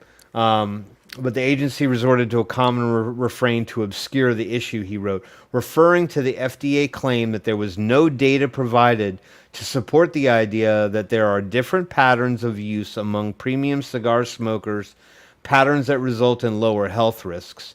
The FDA statement, he wrote, was not accurate then, and despite litigation counsel's efforts, it is not accurate now. So they're basically just sort of like lobbing hand grenade claims about cigars and that they all contain toxic smoke emissions, and there's no data to submit that claim. They can't prove it and they can't disprove it. So basically, to use this as the levy by which they're regulating cigars, the judge found that to be unfounded. So the reaction from the cigar industry ranged from exuberant to cautiously optimistic. So the cigarette, I wanted to read one other segment here. Industry. So there were several. So basically, after that comment about some were extremely happy. So Corey Bappert, the president of Oliva Cigar Company, said, "This is everything we dreamed of." There's your exuberant response. Yeah. "Our small artisan cottage industry has been under attack for over a decade with unscrupulous taxes and overreaching regulations. I am overwhelmed with tears of joy with the court's ruling. Happy that we can go back to work and save thousands of jobs that were in jeopardy worldwide," said Rocky Patel. That sounds like something straight out of a movie. Yeah, Rocky Patel. Like he's a lawyer. The two Utes. Rocky Patel. Attorney Rocky Patel. In a joint statement, Robert and Satya Levin of Ashton Distributors said, "We are overjoyed by Judge Mehta's ruling that the FDA's proposed regulation of premium cigars was arbitrary and capricious. This victory is the result of more than a decade of relentless hard work and collaboration between the CRA, PCA, and all the stakeholders. Today is truly a great day to celebrate for the premium cigar industry and cigar lovers everywhere. The family-owned manufacturers and retailers that make and sell premium cigars have long believed the FDA mishandled its decision to regulate premium cigars," said Michael Edney, lead attorney for the cigar industry. In a statement provided by the Premium Cigar Association, "We are grateful for the court's decision and the opportunity to further proceedings in this matter." So it kind of goes on and on and on and on and on. But it's interesting to me that that there are advocacy groups that help to basically fight for the rights of people to go ahead and use premium cigars, and stand up for them. So now, what would you say about the argument about premium cigars? I mean, are they equally as dangerous as a cigarette? Are the emissions nearly as detrimental as that from a cigarette? I mean, I don't know what the chemical compounds are that are preservatives that are included into particular tobaccos, rolled tobaccos, things of that nature. I do understand that to the user, you're not inhaling, right? So, I mean, the risk of lung cancer is probably far lower than if you were just kind of, puffing on it, sort of pulling it in your mouth and then blowing it out. But you're still subjected to other kinds of things like mouth cancers and things of that nature. Right. So I can't believe that cigars are completely free and clear of any particular dangers in general. I think they use a lot less stuff for the preservatives of the tobacco. They try to keep it more of a fresh leaf. There's not the same chemicals that they use in cigarettes to keep them fresh. And for I don't know what is the lifespan of a pack of cigarettes. I have no idea. I'm not sure because I always threw them in the freezer because I was always told that kept them longer. Yeah. But I'm not really quite sure. And there's not too many kids that are going to spend $45 for a cigar. Well, I do think that is clearly something that kids probably are not going to go gunning for cigars, especially these types of cigars. Now, what they will go for are like the flavored cigarillos and things like that to do their blunts and all. But cigars, no. I mean, most of the time they're probably going to be far out of their price range to begin with. Yeah. They're out of my price writing sometimes. Yeah, exactly. And ultimately, too, they really don't offer the same kind of satisfaction that like a nicotine rush is going to give you or something like that. So I can understand why cigars might get a little bit more of a pass in the grander scheme of things. But this doesn't help vaping in any way, shape, or form. I just wanted to talk about it a little bit because they are lumped into the same pile with everything else. So, for all of you people who are cigar smokers, it looks like the regulations are going to be sort of tempered a little bit better, and maybe they won't be subjected to the same thing. But with that said, anyway, so cigars are going to get a pass, but they've always kind of gotten the pass. I don't think that I've ever really seen, like every time we see legislation go through, they're always like, with an exemption written in for cigars. It always says that. So at any rate, yay, we can all rejoice. Everybody can go ahead and smoke your cigars. Smoke them if you got them, folks. Smoke them if you can afford them. Smoke them if you got them. Exactly. All right, so let's move on from cigars. Let's talk about other countries who are doing wonderful things for the sake of vaping, and not America, who basically is just trying to basically ruin the fun for everybody. So let's talk about Belgium. Da, da, da. All right, so Belgium has accepted harm reduction or reduced harm. All right, so this is an interesting one. I didn't really know what their laws were before this going into it. I don't really focus too much on all the other countries that exist in this world.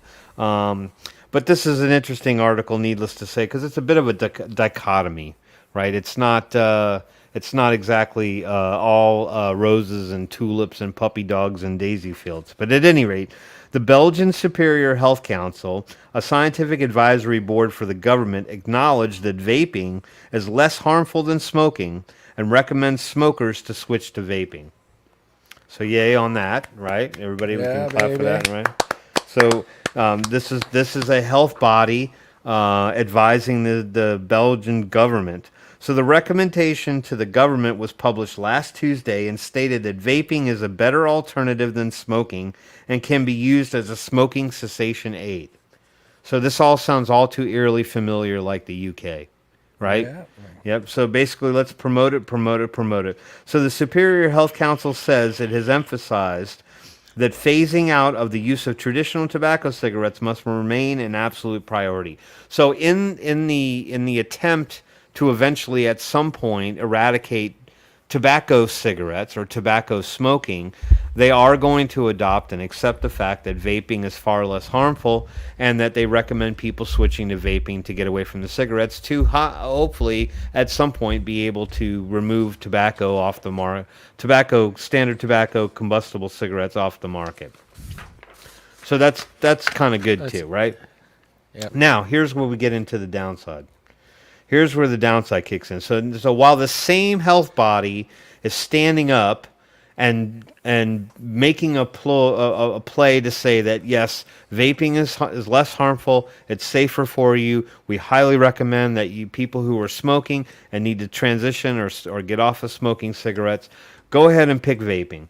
However, the downside is that the council continues to spread fear over a potential but as of yet unproven link between flavors and a negative impact on health. So while they're for vaping, they're not necessarily for flavors.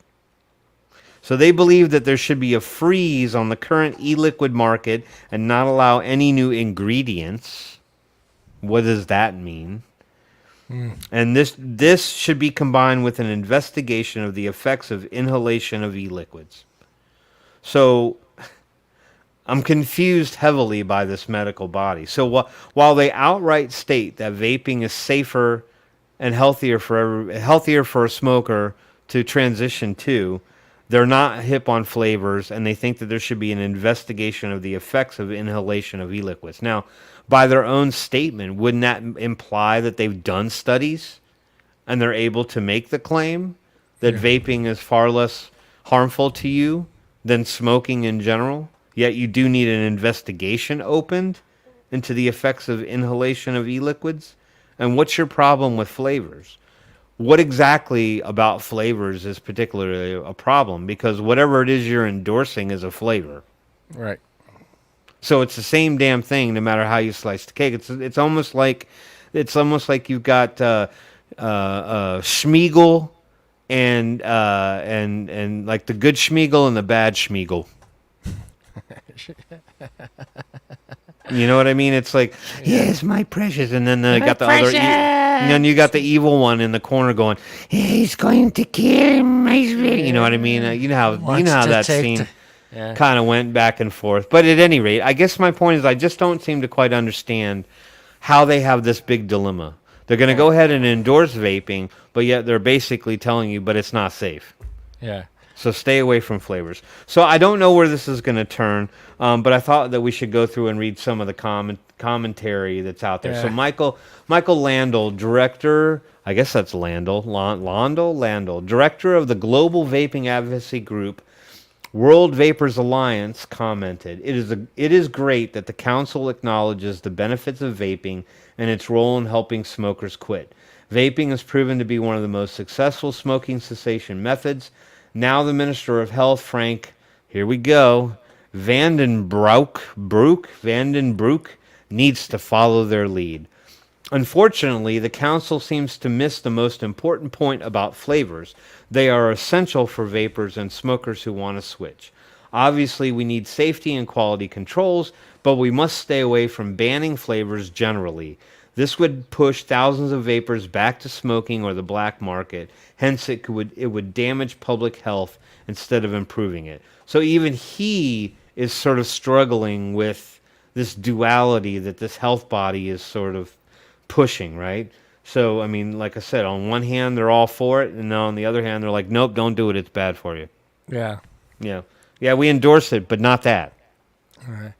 So Dr. Collin was mentioned in this article, so I thought we'd talk about Dr. Collin's commentary on the whole situation.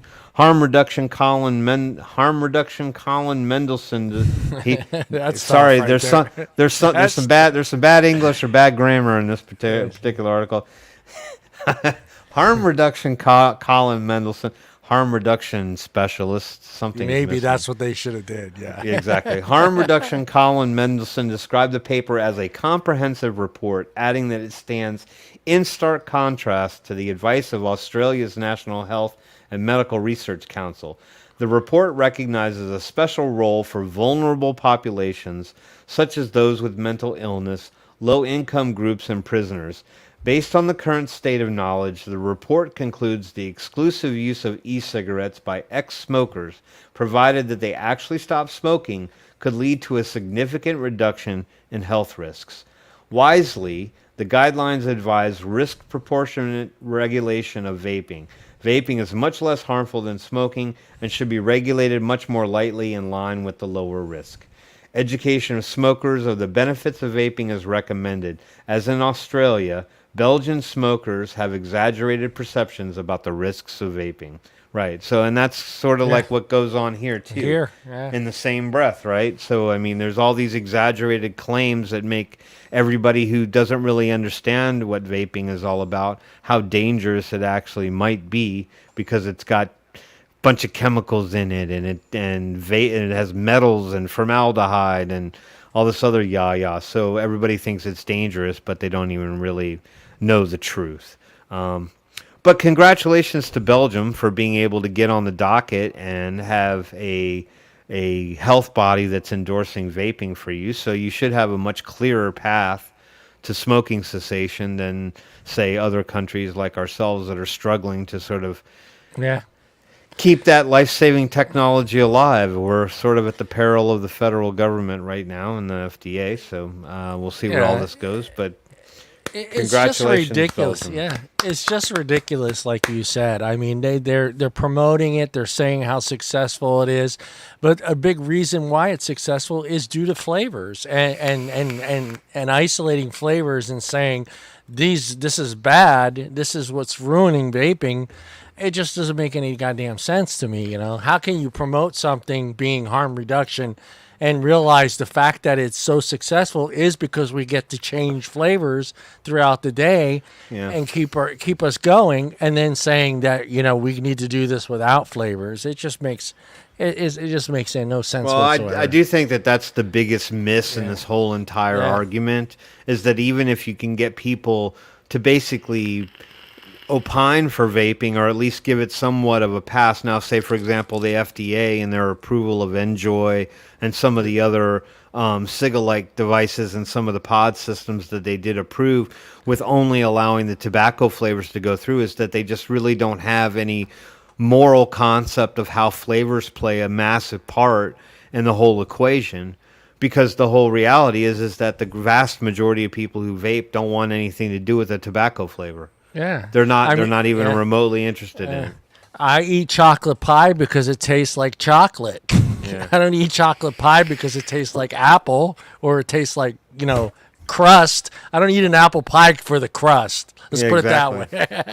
Well, I don't like flavors either. Exactly, I can see that, Paul. We can tell you hate them horribly.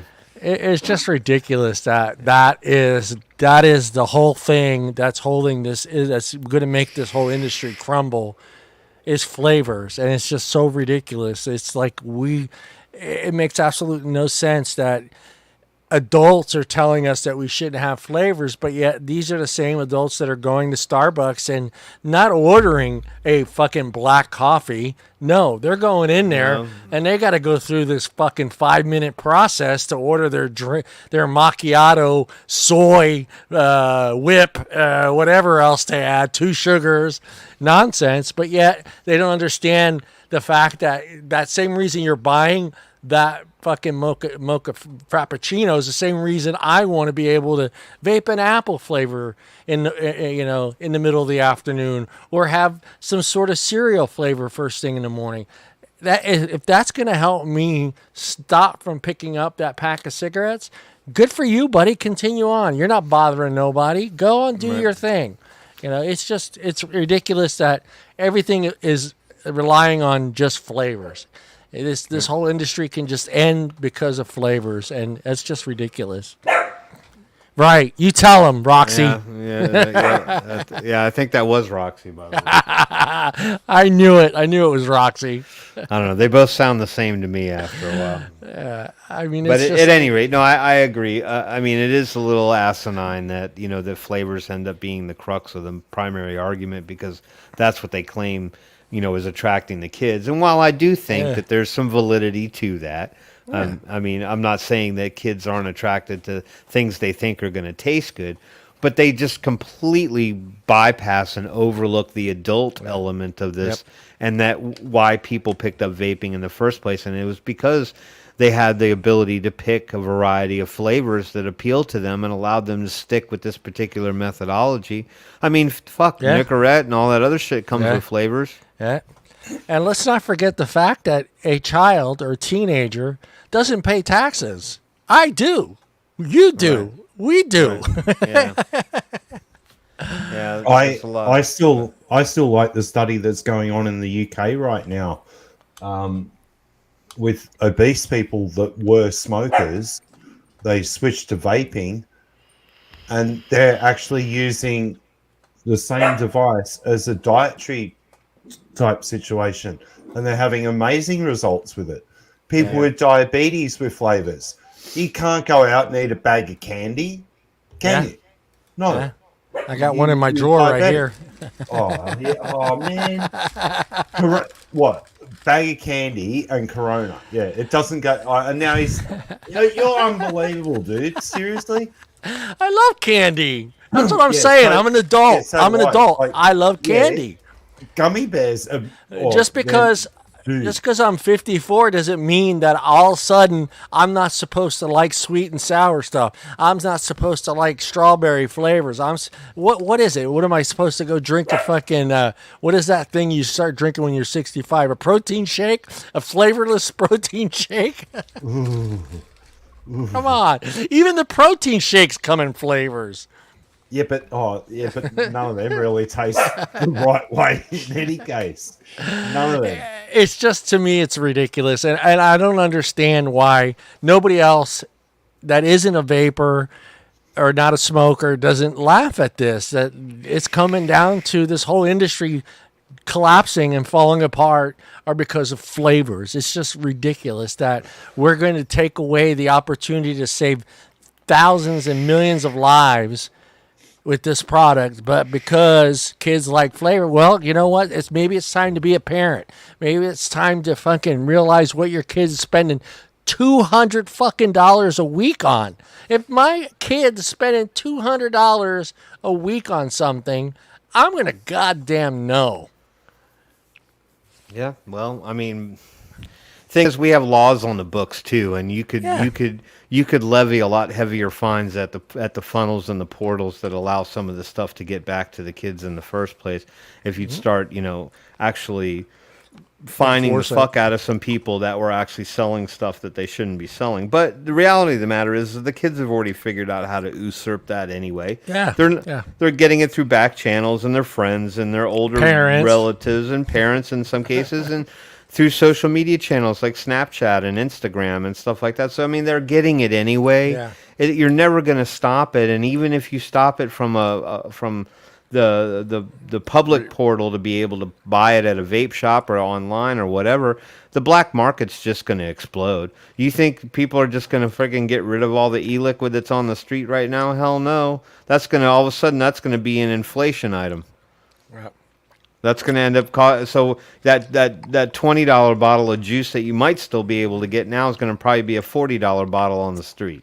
Mm-hmm. And that money's not going to anybody but the pocket of the person who's selling it. Yep. Ain't paying taxes on it. Do you have any secret little flavor that you absolutely adore in any food group? Good gravy. I mean, I like lots of foods with lots of different flavors. I mean, but I don't have any one particular thing that I would specifically say. All across the board? That's tough. Yeah, exactly. Like, same question to you, John. That is the toughest question you can actually ask someone. Is there one, like, fruit, vegetable, anything? Yeah. It's near impossible. Garlic. Oh, garlic. Oh, man. Come on, man. I eat garlic whole. I just had, before we started the show, I took a big rose garlic, cut it, the top off, poured olive oil on it, and put it in my broiler. And then I ate it with a piece of bread. And this is the man who made a woman take showers because she smelled like refried beans. I love garlic. Yeah. Garlic is... Can anyone get inside your house after this happens? Oh, no, you can't smell it. You can't smell it. You just cut the top of the garlic, leave the garlic clove together, all the big garlic, cut the top off, pour some olive oil on it, put it on some aluminum foil, stick it in your broiler, and cook it. And then what you do after about 20 minutes, take it out of the oven, and it'll just fall apart, and you can peel the garlic right out of there and just eat it with some bread. It's delicious. All right. Yeah, well, point taken, but just garlic. All right. Garlic vape. Right. So to Joey's point, he said the whole argument is a moot point, though, because kids can still buy cigarettes. They didn't ban them, and they know they are a cause of cancer, so you can't beat the money making giants. Well, I think we all know the truth, Joey, and that is that cigarettes will sustain just because of the money that it pulls in for the states alone with the MSA. Yeah. And furthermore, I think even Grimm said it on the last show when he was on briefly in the commentary that basically the Tobacco Control Act of like 2016 or 2017 or something like that effectively made it so cigarettes can't be removed from the market. Yeah, that they basically they will sustain either way, and that's really the challenge that's out there, right? So if the kids can't get to the vaping as conveniently or as easy, odds are they're going to try smoking for the first time. Right. I mean, kids are going to be kids. They're going to do it, and you're still going to get kids hooked on smoking. And then what's the op to that? That they say they're going to come out with these low nicotine cigarettes, and that's going to somehow cause people to not want to smoke nearly as much? I don't know. Nope. I played that video last week on the show. That's not going to happen. That just causes people to smoke more. Yep. Good night, Michael. All right, guys. We are done. Joey. Good night, John Paul. Yeah. Or is it good night, little John? No, it's John Boy. John Boy. Yeah. Well, good night, Timmy Boy. Good night, Paul Boy. And we are done. We will see everybody next week. Same time, same channel, same place. If you like the video, hit like. Don't forget to subscribe. And what else? Ring that bell. Ring the bell. Ring that bell. Yeah, for all. Yeah, Mary Ellen. There you go, Curtis. Good night, Mary Ellen. Good night. Yeah, I remember Mary Ellen. Good night, Bobby Sue. Oh, God. Don't go through them all. Good night, Ma. Good night, Pa. I don't know their names. I don't know their names either. But we'll see everybody next week. Thank you again, Tim. All right. You too, Roxy. Love you, baby. Love you, Roxy. There you go. Roxy, sit. Oh, can't. I don't even know what they're barking about right now. Yeah. All right. We'll see everybody next week. Peace out.